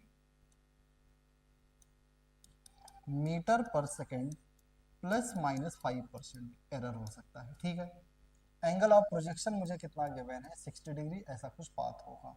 if the projectile falls back on the ground at the same level then which of the following can not be possible answer for range. तो रेंज के कौन से वैल्यू, कौन सा पॉसिबल वैल्यू नहीं हो सकता, तो रेंज का मुझे वैल्यू निकालना। अब जरा ध्यान देना, मैं पूछूं ground to ground projectile motion कह रहा ना, तो रेंज का formula u square sine square theta upon 2g। यहाँ ध्यान दो, sine square theta constant, theta नहीं चेंज हो रहा, 2g कांस्टेंट है। तो अगर मैं इसको परसेंटेज में लिखूं तो delta r by R into 100 हमारा क्या बनेगा 2 delta u by U into 100। अब देखते रहना, पहले मैं r को निकाल लूं कि 60 डिग्री और 20 मीटर पर सेकंड पे रेंज कितना आएगा, तो रेंज हो जाएगा u स्क्वायर साइन 2 थीटा यानी साइन 120 अपॉन कितना 2g नहीं है, g है फार्मूले में, रेंज है ना, मैक्सिमम हाइट मैंने लिख दिया है साइन स्क्वायर 2 थीटा, ठीक है, अपॉन जी यानी 10। ये 400 अपॉन 10 ये कितना आ गया है 40, और साइन 120 कितना, तो साइन 120 होगा साइन 180 माइनस 60, 180 माइनस 60 यानी साइन 60 कितना √3/2। तो रेंज का जो ट्रू वैल्यू आया है वो बेसिकली कितना 20√3 मीटर आया हुआ है हमारा। यहाँ मैं वैल्यू पुट करूँ तो डेल्टा आर चेंज में निकाल लेता हूँ, आर हमें कितना आया था 20√3 इंटू 100 टू डेल्टा यू में परसेंटेज डायरेक्टली गिवन है कितना 5, 2 5 जा 10, ये एक जीरो और यहाँ का एक जीरो कैंसिल आउट, आर में चेंज कितना आ गया है 2√3। अब आर का वैल्यू बताना, तो आर जो वैल्यू लिखूंगा आर क्या लिखूंगा R plus minus delta R. तो आर का अगर मैं मैक्सिमम वैल्यू वैल्यू लिख दो 20√3 प्लस माइनस 2√3 मीटर। अब अगर मैं पूछूं आर का मैक्सिमम वैल्यू कितना होगा, तो मैक्सिमम के लिए क्या होगा, ये प्लस हो जाए तो हो गया 22√3। आर का मिनिमम वैल्यू कितना होगा, तो आर का मिनिमम वैल्यू 20 माइनस 2√3 कितना 18√3। और अगर मैं इनके वैल्यूज सॉल्व करूँ ना 1.7 का मल्टीप्लाई करते हुए, तो हमारा 22 इंटू 1.732, ये बेसिकली आर का मैक्सिमम वैल्यू आ गया 38.104, और आर का मिनिमम वैल्यू अगर मैं सॉल्व करूँ 18 इंटू 1.732, तो आर का मिनिमम वैल्यू हमारा बेसिकली आ गया 31.176 मीटर। देखो 31 से 38 होना चाहिए, 37 32 ये सब पहला ऑप्शन हमारा 39 है ना, तो 39 नहीं हो सकता है, ठीक है। ये अच्छा क्वेश्चन था। क्वेश्चन नंबर हम लोग देखते हैं 20 पे मूव करें, ध्यान दें क्या है। The pressure and volume of a gas related as, pressure और वॉल्यूम में ऑफ अ गैस, एक गैस के प्रेशर और वॉल्यूम में क्या रिलेशन दिया है PV to the power 3/2 is equals to K where K is constant, the percentage increase in the pressure, pressure में हमें परसेंट एरर का क्वेश्चन है ही नहीं, परसेंटेज इंक्रीज डिक्रीज का क्वेश्चन है तो प्लस माइनस होता है। For a decrease of 0.5% of the volume, देखना delta V by V into 100 वो भी डिक्रीज कर रहा है तो माइनस का 5%। अब देखना एरर निकालते हैं तब पावर को हम लोग क्या लिखते हैं नेगेटिव को पॉजिटिव बना के ना, परसेंटेज इंक्रीज डिक्रीज निकालेंगे। मैंने बार बार कहा है के कांस्टेंट है कोई फर्क नहीं आएगा, पावर विद साइन बाहर आएगा, delta V by V into 100 यहाँ रख दो, -3/2 यानी 1.5, डेल्टा V बाई वी कितना -0.5 आई थिंक, हाँ 0.5, माइनस इंटू माइनस प्लस 15 5 जा 75, 0.75 आंसर क्या रहेगा प्लस का 0.75 यानी इंक्रीज कितना हो जाएगा सेकंड ऑप्शन। इंक्रीज डिक्रीज में पावर जब बाहर लाएंगे ना तो पावर बाहर लाएंगे विद साइन, एरर में पावर हमेशा क्या बनाते हुए बाहर लाते हैं परसेंटेज एरर लिखने में पॉजिटिव। क्वेश्चन नंबर 21 देखो, two student A and B carried out an experiment to measure the time period of pendulum which is actual। अच्छा बताना पेंडुलम के टाइम पीरियड का जो ट्रू वैल्यू है वो कितना है 5.4 सेकेंड।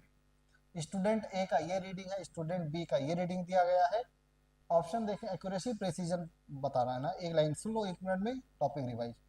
कभी भी एक्यूरेसी और प्रेसिजन निकालना होना तो एक्यूरेसी उसका ज्यादा होगा जिसका रीडिंग का एवरेज वैल्यू ट्रू वैल्यू के ज्यादा पास होगा, उसकी एक्यूरेसी क्या रहेगी, ज्यादा रहने वाली है। जिसके रीडिंग का एवरेज वैल्यू ट्रू वैल्यू जो 5.40 सेकेंड दिया है उससे जितना ज्यादा गैप होगा, जितना ज्यादा दूर होगा, हमारा एक्यूरेसी या प्रेसिजन एक्यूरेसी उतना ही कम रहेगा।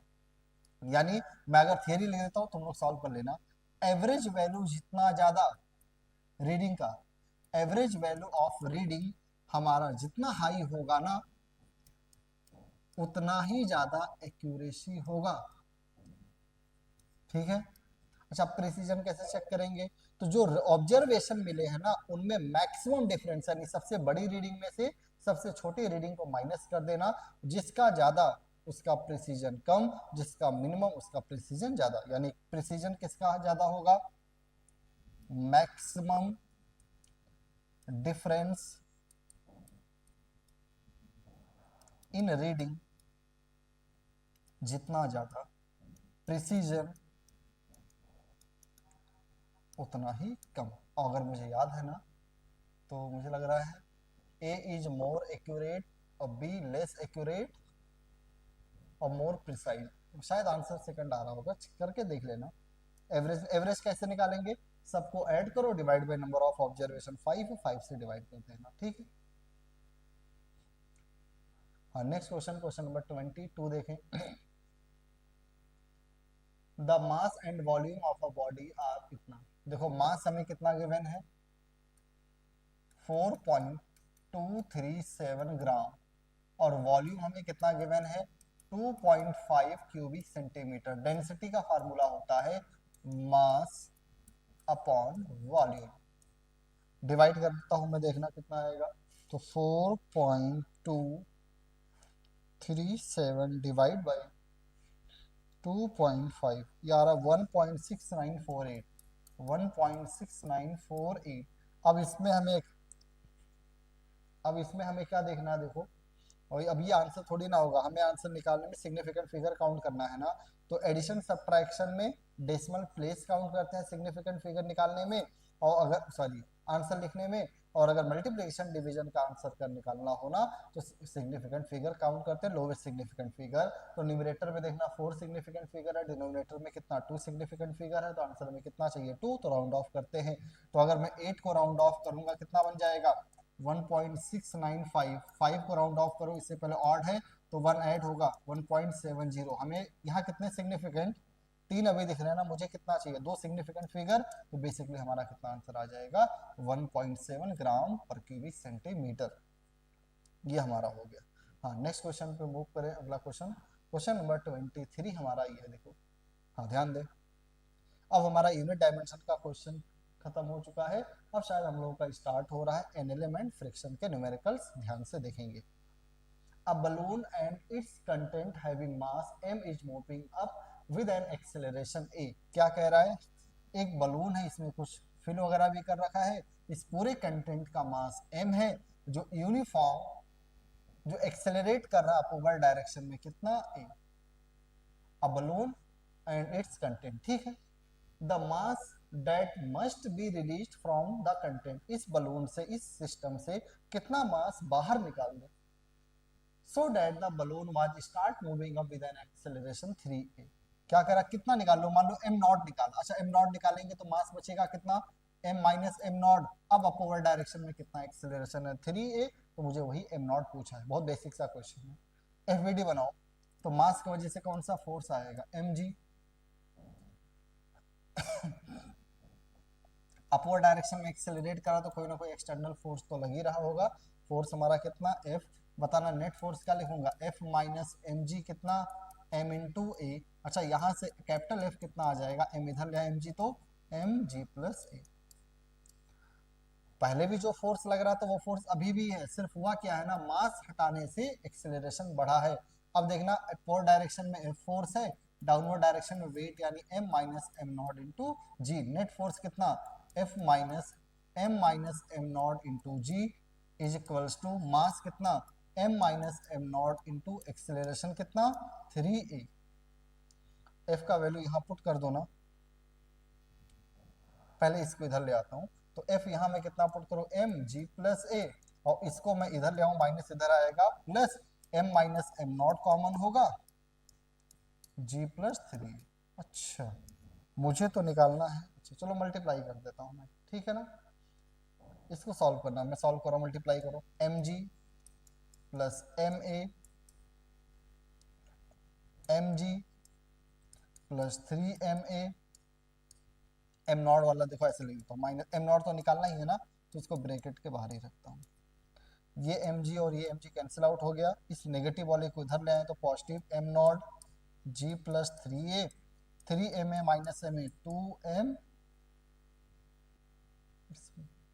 है ना, हाँ ठीक, 2ma। मुझे निकालना है एम नॉट, है ना, एम नॉट कितना बनकर आएगा 2ma upon G plus 3a, 2ma upon G plus 3a, 2ma upon 3a plus G, यानी थर्ड ऑप्शन। हाँ नेक्स्ट क्वेश्चन हमारे पास में क्वेश्चन नंबर 24 है, ध्यान दें। A string of length l and mass m is lying on a horizontal table. क्या कह रहा है, एक हॉरिजॉन्टल टेबल है, इस टेबल पे एक स्ट्रिंग है जिसका मास m और लेंथ l है, वो लाई कर रहा है, सर रुका हुआ है। A force F is applied at one of its end, एक फोर्स F है जो इसके एक एंड पर अप्लाई हो रहा, मैंने अप्लाई कर दिया। Tension in the string, string में टेंशन कैलकुलेट करो, मास है तो हर पॉइंट पे टेंशन डिफरेंट होगा, आप कहाँ निकालना है। Tension in the string eight a distance x, अभी x डिस्टेंस है कहाँ, from the end other than force is applied, force जिस एंड पर अप्लाई हुआ उसके अलावा जो दूसरा एंड है ना, इस एंड से x डिस्टेंस पर यहाँ मुझे क्या कैलकुलेट करना है, टेंशन, जहाँ के टेंशन कैलकुलेट करना हो वहाँ क्या लगा देते हैं, कट। मुझे पता फोर्स लगाया हूँ मैं एक्सटर्नल F, तो पहले क्या हो रहा होगा, एक्सेलरेट कर रहा होगा। अच्छा मैं पूछूं एक्सेलरेशन कितना, तो हॉरिजॉन्टल डायरेक्शन में कोई और फोर्स है नहीं, तो हॉरिजॉन्टल डायरेक्शन में न्यूटन्स लॉ लगाए तो F is equals to ma, force हमारा कितना F, मास है कैपिटल M, एक्सेलरेशन a कितना आ गया F बाई m। अब मैंने कट किया है, चलो मैं इस पार्ट का मास पूछूं, जिस पार्ट का लेंथ l था, इसमें टेंशन आ जाएगा आगे, एक्सेलरेशन तो a है ही है। अच्छा इसका मास क्या होगा, तो अगर मुझे दिख रहा है ना कि जब रॉड का लेंथ l था स्ट्रिंग का, तो मास m, तो यूनिट लेंथ का m बाई एल, यहाँ लेंथ x है तो x लेंथ का मास m by L into x, इसका मास आ गया। अब नेट फोर्स में क्या लिखूंगा, मास इंटू एक्सीलरेशन, एक्सीलरेशन अभी निकाला हमने, यहाँ लाके पुट कर दो, तो m by L into x, acceleration कितना f by m, m cancel out हो गया, हमारा टेंशन निकल कर आ जाएगा F x upon L. Solve करके हमारा टेंशन कितना कैलकुलेट हो चुका है, एफ एक्स अपॉन एल, ये हमारा क्वेश्चन नंबर 24 हो गया। क्वेश्चन नंबर 25 ध्यान दें क्या है, there are two incline surface of equal length, कह रहा हमारे पास में दो इंक्लाइन सरफेस है, equal length of same angle of inclination 45 degree. ये पहला इंक्लाइन सरफेस है, ये दूसरा इंक्लाइन सरफेस है, मैं थोड़ा वो बड़े बनाता हूँ। कह रहा दो इंक्लाइन सरफेस है सेम लेंथ के, और दोनों का एंगल ऑफ इंक्लिनेशन भी कितना है 45 डिग्री, मैंने बना दिया विद द हॉरिजॉन्टल।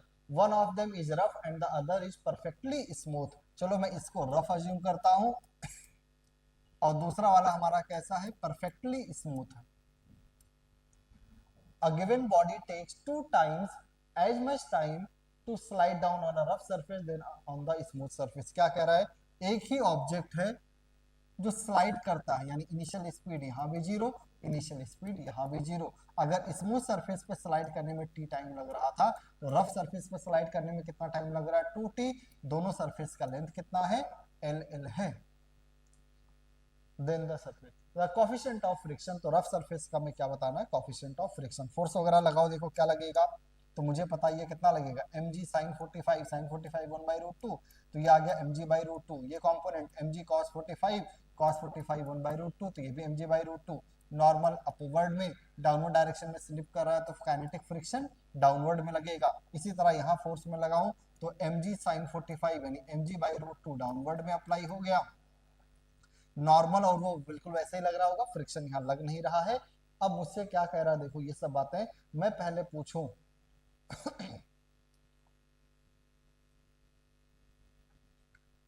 पहले इस वाले पार्ट को, स्मूथ वाले पार्ट को सॉल्व करूं। अच्छा मैं पूछूं डाउनवर्ड डायरेक्शन में एक्सेलरेशन कितना होगा, तो एक्सेलरेशन अगर मैं निकालू ना तो नेट फोर्स कितना, mg/√2 मास इंटू एक्सेलरेशन कितना ए हमारा कितना कैलकुलेट होकर आ गया है, g/√2। अच्छा देखो एक्सेलरेशन पता है, डाउनवर्ड डायरेक्शन में डिस्प्लेसमेंट पता है, टाइम पता है, तो कौन सा सेकंड इक्वेशन लगा दो ना, तो s is equals to ut तो जीरो हो गया, प्लस हाफ एक्सेलरेशन अभी निकाला g/√2, टाइम कितना टी स्क्वायर, तो सॉल्व करके एल हमारा आ गया है g/2√2 इंटू टी स्क्वायर। ऐसे यहां से एल निकालने की कोशिश करें। अब देखते रहना, मैं क्या लिख सकता हूँ, नेट फोर्स डाउनवर्ड में ही आएगा ना, क्योंकि डाउनवर्ड डायरेक्शन में ही मोशन हो रहा है। इसके एक्सेलरेशन को ए डैश लिख दूं तो नेट फोर्स कितना, mg/√2 माइनस काइनेटिक फ्रिक्शन को म्यू इंटू नॉर्मल, नॉर्मल कितना दिख रहा मुझे, mg/√2, नेट फोर्स हो गया कितना, मास इंटू एक्सेलरेशन ए डैश, एम हमारा कॉमन होकर कैंसिल आउट हो जाएगा, g/√2 भी मुझे लग रहा कॉमन है, तो कॉमन लेने के बाद में 1 माइनस म्यू, ये एक्सेलरेशन आ गया। अब एक्सेलरेशन पता है, इनिशियल स्पीड पता है, डिस्प्लेसमेंट टाइम पता है, वही same formula s is equals to ut zero, half acceleration कितना, g/√2 1 माइनस म्यू 2t का स्क्वायर।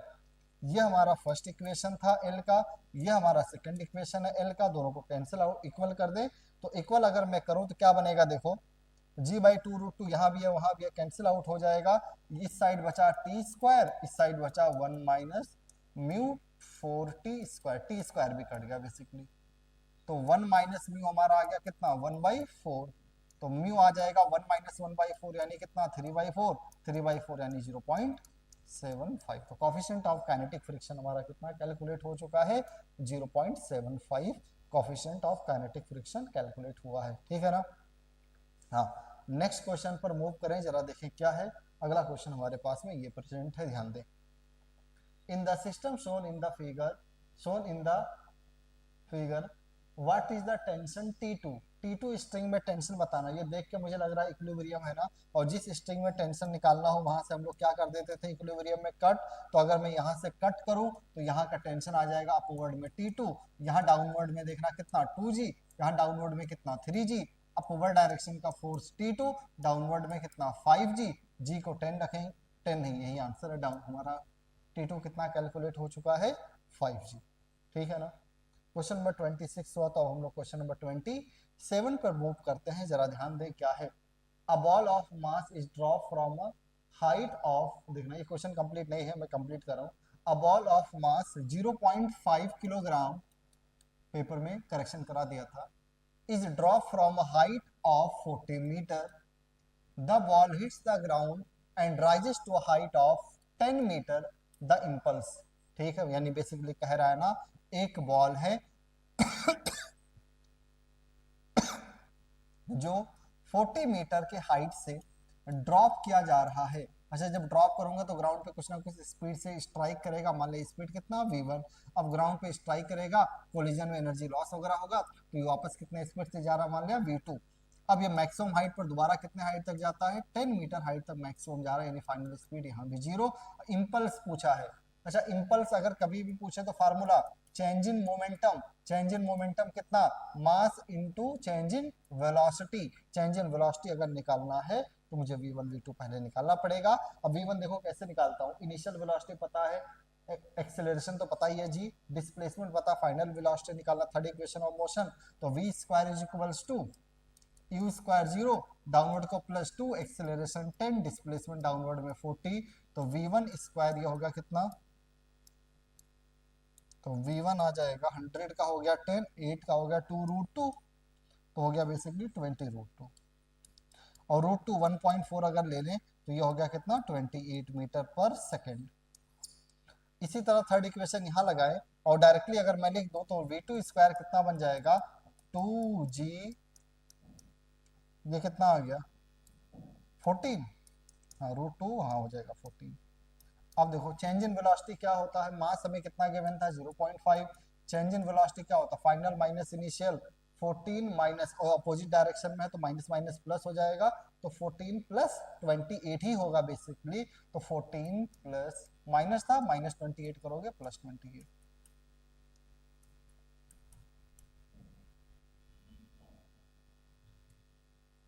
कितना होगा 21 न्यूटन सेकेंड। तो हमारा इम्पल्स कैलकुलेट हो चुका है 21 न्यूटन इंटू सेकेंड, यह हमारा इम्पल्स कैलकुलेट होकर आ गया। नेक्स्ट हम मूव करें क्वेश्चन नंबर 28 पे, कि क्वेश्चन नंबर 28 हमें कितना गिवन है, क्या गिवन है। ध्यान दें, the figure shows a light spring balance connected to two blocks of mass by a light string passing over a frictionless pulley। सब लाइट है, सब फ्रिक्शनलेस है, कहीं फ्रिक्शन वगैरह नहीं है।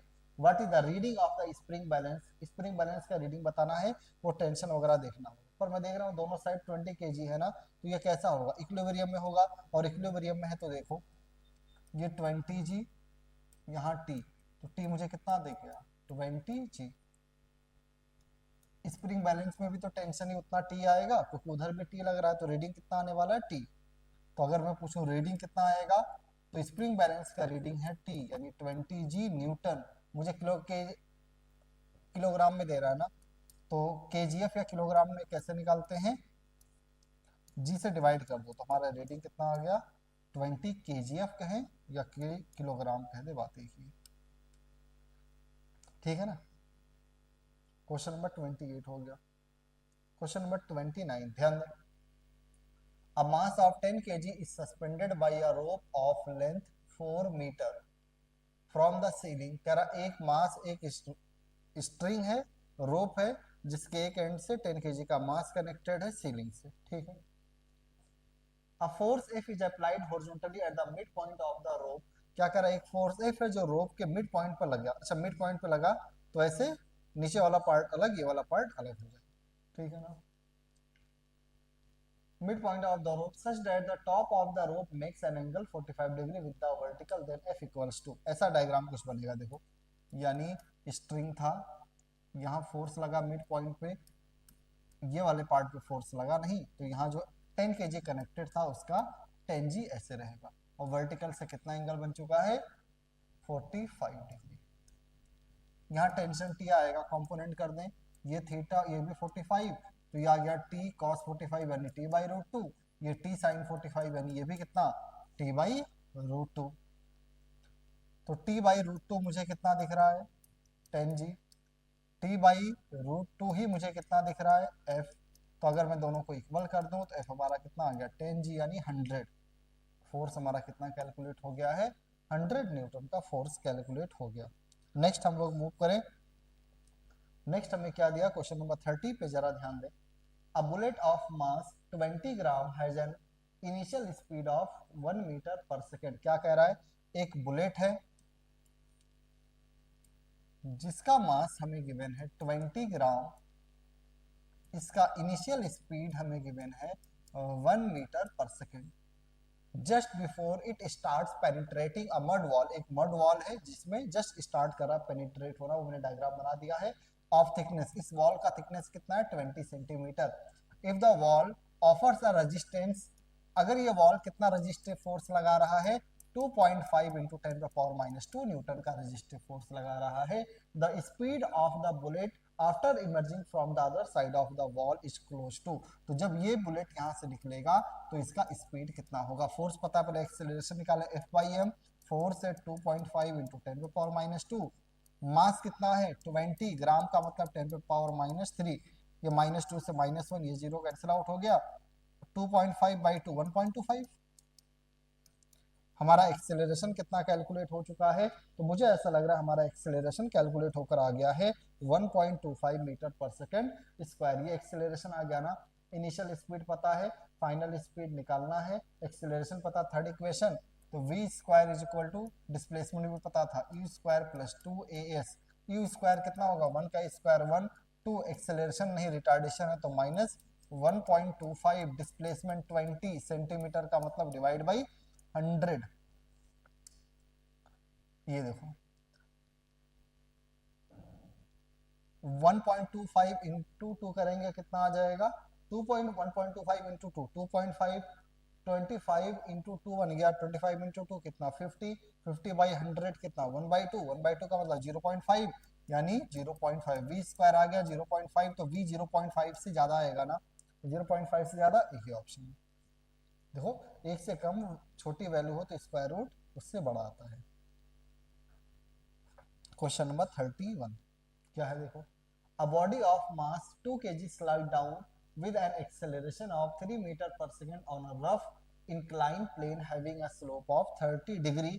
मुझे क्या क्या दिया, एक रफ इंक्लाइन प्लेन है जिसका एंगल है 30 डिग्री, एक बॉडी है जो स्लाइड करा डाउनवर्ड डायरेक्शन में, यानी इनिशियल स्पीड कितना रहा होगा 0, वो भी कितने एक्सेलरेशन से स्लाइड कर रहा है 3 मीटर पर सेकंड स्क्वायर के एक्सेलरेशन से।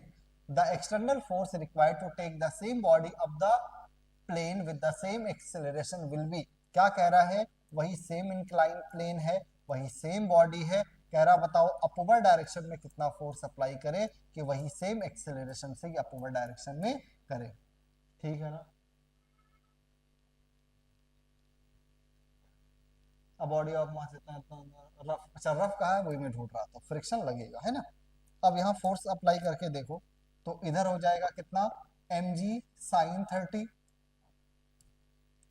इधर आ गया फोर्स mg sin 30, अपवर्ड में क्या रहा होगा काइनेटिक फ्रिक्शन यानी फ्रिक्शन आएगा, नॉर्मल और mg cos 30 और बार बार नहीं लगा रहा वो लग रहा होगा, डाउनवर्ड डायरेक्शन में अगर स्लिप कर रहा है तो नेट फोर्स कितना mg sin 30 minus kinetic friction is equals to mass into acceleration. अच्छा देखो मास है कितना 2 sin 30 1/2 कैंसिल आउट हो गया, g कितना बना 10, 10 माइनस 6 उधर जाएगा 4, यानी हमारा बेसिकली काइनेटिक फ्रिक्शन यहाँ से कितना कैलकुलेट हो चुका है, तो अगर हम लोग ध्यान देना तो हमारा काइनेटिक फ्रिक्शन कैलकुलेट हो गया है 4 न्यूटन। अच्छी बात है। अब ये अपवर्ड डायरेक्शन में अगर जाएगा तो काइनेटिक फ्रिक्शन अब कैसा डाउनवर्ड में, और mg sin थीटा तो अभी भी कैसा लगेगा डाउनवर्ड में, तो मैं नेट फोर्स क्या लिखूंगा f minus F K minus mg sin 30 is equals to mass into acceleration. Kinetic friction 4 आ गया, मास का वैल्यू 2 और sin 30 1/2, 2 और 1/2 कैंसिल आउट हो गया, g कितना है 10, -4 -10 कितना -14, -14 इधर आएगा +14, +14 +6 कितना 20, तो हमें कितने फोर्स की रिक्वायरमेंट है 20 न्यूटन। ऐसे फटाफट सॉल्व करने की आदत होनी चाहिए हमें एग्जाम में ताकि हम ज्यादा से ज्यादा टाइम बचा पाए। नेक्स्ट क्वेश्चन है क्वेश्चन नंबर 32। क्वेश्चन नंबर 32 क्या ध्यान देना, a block of mass is connected to another block of mass m by a spring of spring constant k। कह रहा एक ब्लॉक है जिसका mass small m,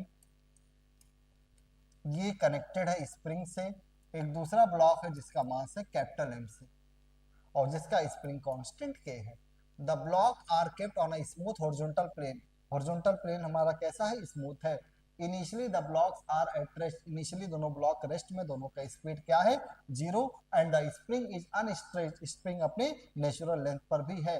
the then a constant force start acting on the block of mass capital M, capital M पर एक हमने constant force apply कर दिया, तो pull it find the force of the block of mass a small m, जैसे force लगाएंगे accelerate करेगा ना, और इसका एक्सेलरेशन a तो इसका भी एक्सेलरेशन a, मैं कहूँ हॉरिजॉन्टल डायरेक्शन में एक ही फोर्स है और मास कितना total mass m plus m acceleration a, तो हमारा एक्सेलरेशन क्या आ गया दोनों ब्लॉक का f upon m plus m। अब अगर मैं एक ब्लॉक का एफबीडी बनाऊं तो यहाँ देखना टेंशन T, तो इधर स्प्रिंग फोर्स या टेंशन कितना आ जाएगा T। इस वाले पे अगर मैं फार्मूला लगाऊं ना, मुझे क्या निकालना है इस पे निकालना, तो इसके पे लगा दो T कितना हो जाएगा मास इनटू एक्सेलरेशन, अभी निकाला है एक्सेलरेशन कितना F upon m plus m, तो small m into F, small m into F, m upon m, small m into F, m plus m। ठीक है ना, क्वेश्चन नंबर 32 हो गया, छोटे छोटे सवाल है। क्वेश्चन नंबर 33 पे मूव करते हैं, ध्यान दें क्या है।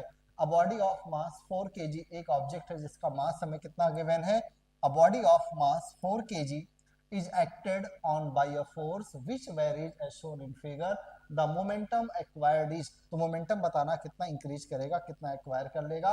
अच्छा स्टार्टिंग में रेस्ट वगैरह में रहा होगा तभी तो एक्वायर कर रहा होगा। अब मुझे पता फोर्स टाइम ग्राफ अगर दिया है तो इसका एरिया क्या प्रोवाइड करेगा, change in momentum.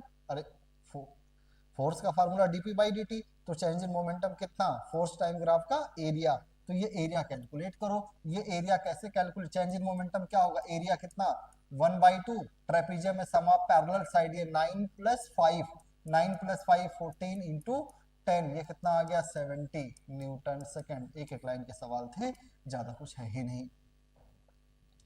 Question number 35 पे जरा ध्यान दे, ये भी थ्योरेटिकल क्वेश्चन मुझे दिख रहा है। Consider the following statement about the block as shown in the diagram that are being pushed by a constant force on a frictionless table। Friction वगैरह नहीं अप्लाई हो रहा है, ये सभी ब्लॉक कांटेक्ट में और पुश कर रहा हूँ, ठीक है ना। All blocks move with the same acceleration, हाँ हॉरिजॉन्टल डायरेक्शन में सभी का एक्सेलरेशन ए होगा, मैं निकाल भी सकता हूँ, हाँ ये वाला ट्रू है। The net force on each block is the same which of the, अच्छा हर ब्लॉक पे नेट फोर्स सेम क्या होगा, अच्छा किसी भी ब्लॉक पे नेट फोर्स लिखना हो तो क्या होता है, मास इनटू एक्सेलरेशन। एक्सेलरेशन तो सभी का सेम है, पर क्या सभी ब्लॉक का मास सेम है, नहीं, क्योंकि दूसरा स्टेटमेंट ट्रू है, नहीं। सिर्फ आंसर कौन सा हो जाएगा, फर्स्ट स्टेटमेंट ट्रू है, हमारा है आंसर फर्स्ट, ठीक है ना, करेक्ट ही पूछा है ना, हाँ बहुत वेल डन, बहुत इजी क्वेश्चन है।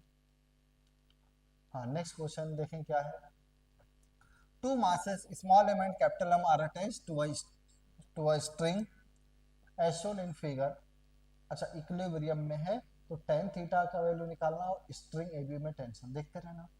यहाँ क्या फोर्स लगेगा mg, यहाँ स्ट्रिंग ए बी में टेंशन TA कह दिया, यहाँ क्या लग जाएगा TC।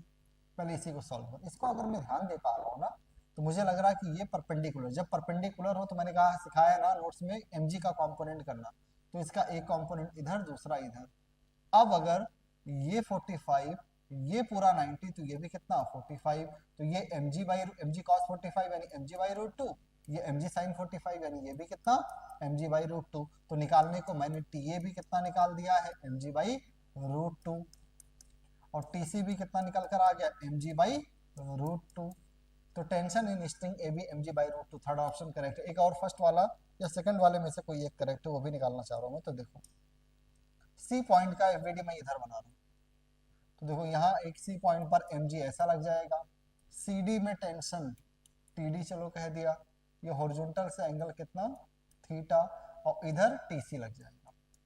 अब देखते रहना, थीटा निकालना है ना, मैं अगर ध्यान दूं थोड़ा दिमाग लगाऊं तो ये 45 है, ये भी कितना आ जाएगा 45, ये 45 तो ये कितना TC sin 45, sin TC कितना mg/√2 sin 45 1/√2, तो ये सॉल्व करके एक लाइन में कितना mg/2, ये कितना TC cos 45, ये भी कितना बन जाएगा स्मॉल mg/2।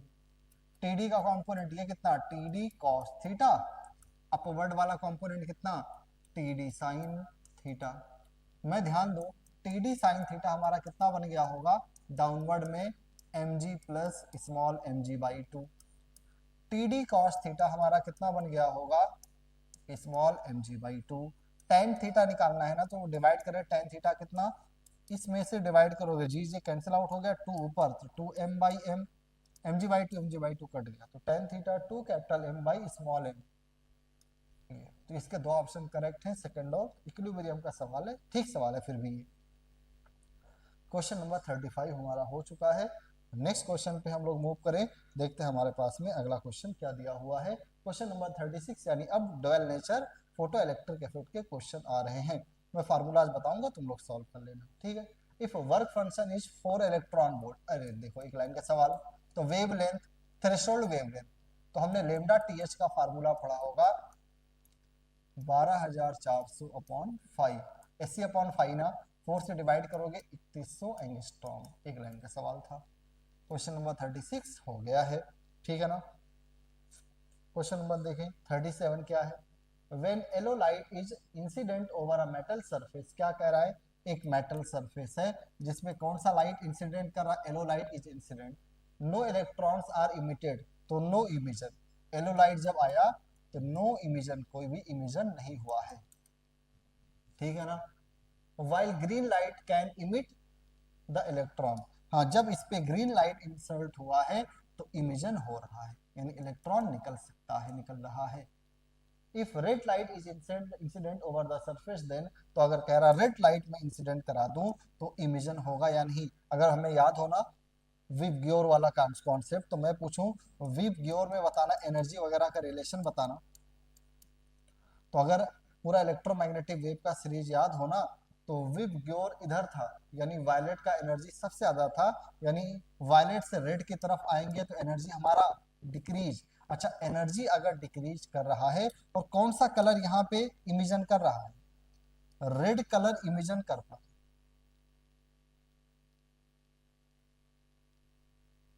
नहीं, रेड का तो पूछा है, इमिजन कौन कर पा रहा है, ये ग्रीन वाला तो इमिजन कर ले रहा है और येलो वाला नहीं कर पाया। अब देखो, ग्रीन वाला कर लिया, येलो वाला नहीं कर पाया, तो ग्रीन और येलो में किसकी एनर्जी ज्यादा, ग्रीन की, तो ग्रीन ने कर दिया, पर उससे थोड़ा सा कम हुआ एनर्जी, तो येलो नहीं कर पाया। और येलो से तो बहुत कम ऑरेंज और रेड का है ना, तो जब येलो नहीं कर पाया तो रेड भी क्या होगा, नहीं कर पाएगा, यानी नो इलेक्ट्रॉन्स आर इमिटेड। एक लाइन का क्वेश्चन था, थ्योरेटिकल क्वेश्चन है ना।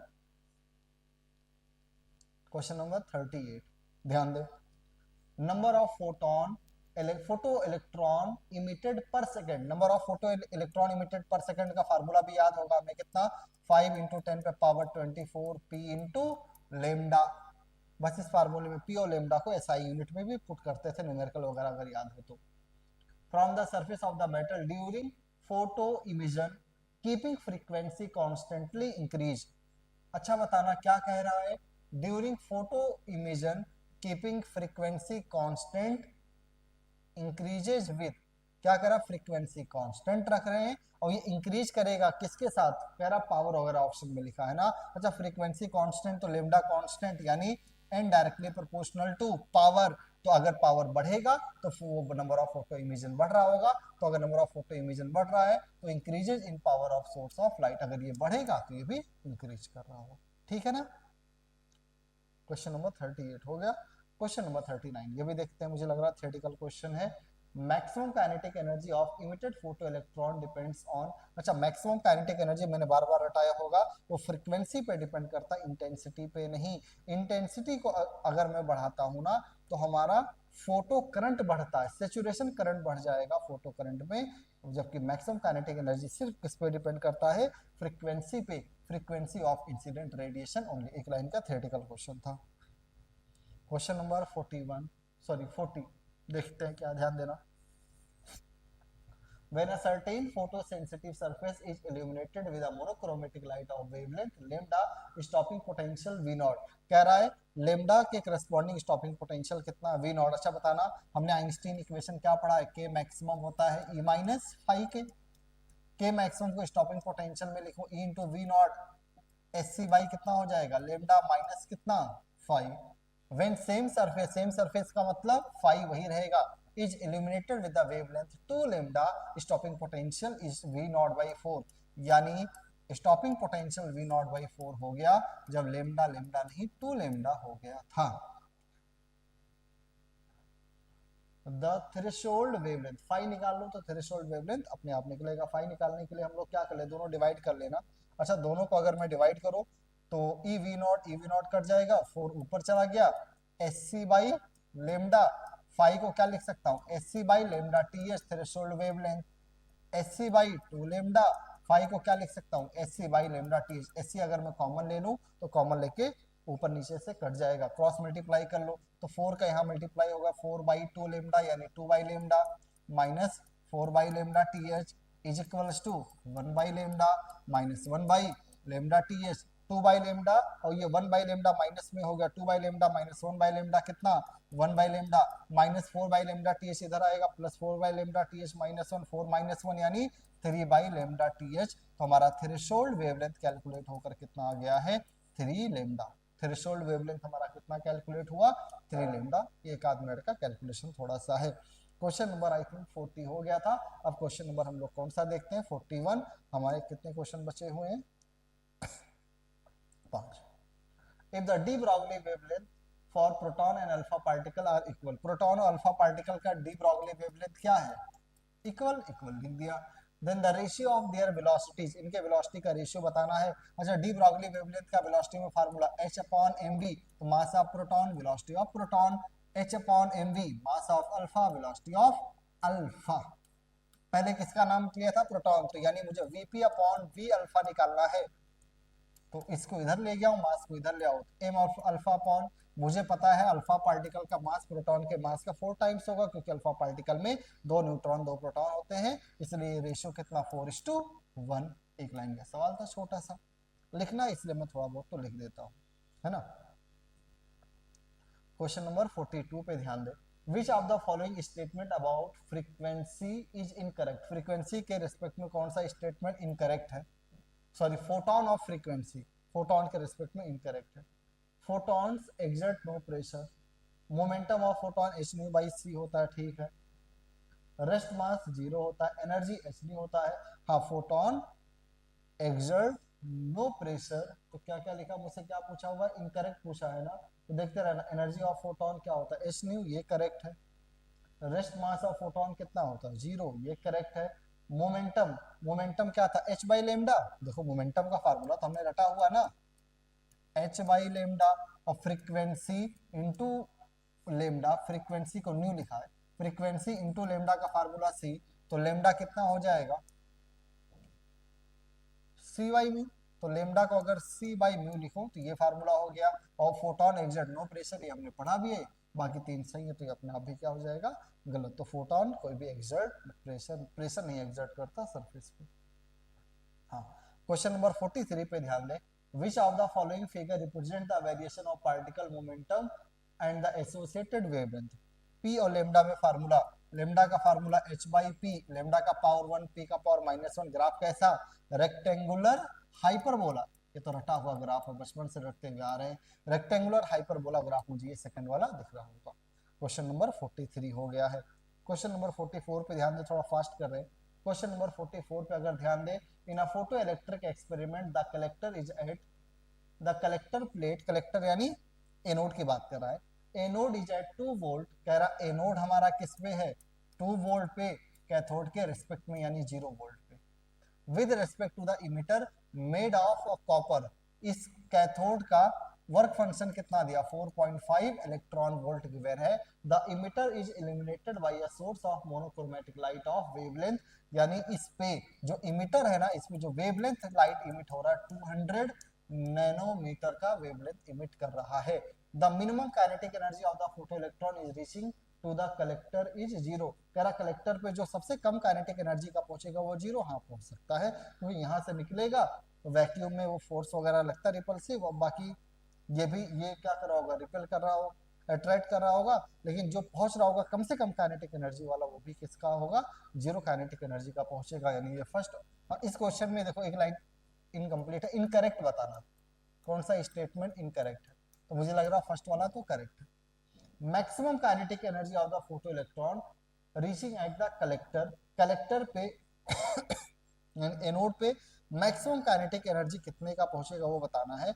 अच्छा, मैक्सिमम काइनेटिक एनर्जी जो निकले उस पूरे को एनोड खींच ही ले, तो मैक्सिमम काइनेटिक एनर्जी जो निकलेगा वो मैक्सिमम टू मैक्सिमम ही पहुंच सकता है। कितना निकलेगा, एससी बाई लेमडा -5, ऐसे कितना 12,400 नैनोमीटर में है, तो 1240 अपॉन 200, देखो ये कट गया, 2 6 12, 2 दूना 4, ये कितना आ जाएगा, 12 से 5 गए 7, 5 में 1.7 नहीं,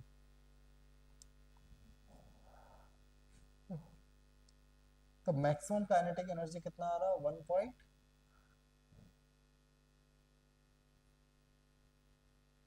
maximum kinetic energy of the photo electron reaching the collector, तो मैक्सिमम, एक मिनट कैलकुलेशन में करके देखूं, एक मिनट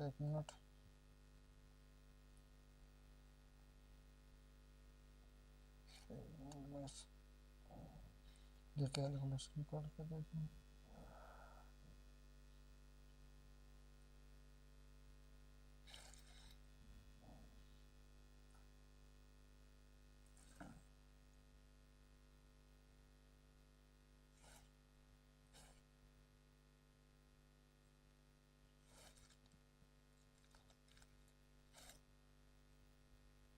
तो ये भी इनकरेक्ट मुझे दिख रहा है, यानी करेक्ट पूछा होगा तो ये फर्स्ट वाला करेक्ट है, ठीक है ना। क्वेश्चन नंबर 45 पे ध्यान दे, क्या है, a particle moving with kinetic energy E, कह रहा एक पार्टिकल है जिसका काइनेटिक एनर्जी कितना ई और जिसके करस्पॉन्डिंग डी ब्रॉगली वेवलेंथ कितना है, लेमडा। अच्छा बताना, डी ब्रॉगली वेवलेंथ का काइनेटिक एनर्जी में formula h upon under root 2m k, तो लेमडा को मैं क्या लिख सकता हूँ, h upon under root 2m e, ठीक है। If energy delta is added to its energy, यानी जो एनर्जी ई था वो ई प्लस डेल्टा ई हो गया, तो लेमडा कितना बनेगा, लेमडा बाई 2, तो लेमडा लेमडा बाई 2 बनेगा जब एनर्जी कितना हो चुका है, ई प्लस, दोनों का रेशियो लो तो ये कैंसिल आउट होगा यानी 2 बन गया, और इन उल्टा ये भी हो जाएगा under root E plus delta E upon E, square कर दें तो हो गया 4e ई प्लस डेल्टा ई कितना आ गया है 3, ठीक है ना। कौन सा ऑप्शन करेक्ट है हमारा, थर्ड। हाँ, इस तरह हमारा फिजिक्स के डिस्कशन हमने कर लिया है। हाँ, थोड़ा एनर्जी लो हो गया पूरे दिन क्लास वगैरह लेने से। हाँ, बाकी हमने कोशिश किया कि ज़्यादा से ज़्यादा 1.5 घंटे के अंदर अंदर ये वीडियो बन जाए। यही पेपर आराम से 1 घंटे के अंदर किया जा सकता था, पेपर इजी था, तैयारी अच्छे से करें और टेस्ट बढ़िया। Okay, thank you so much.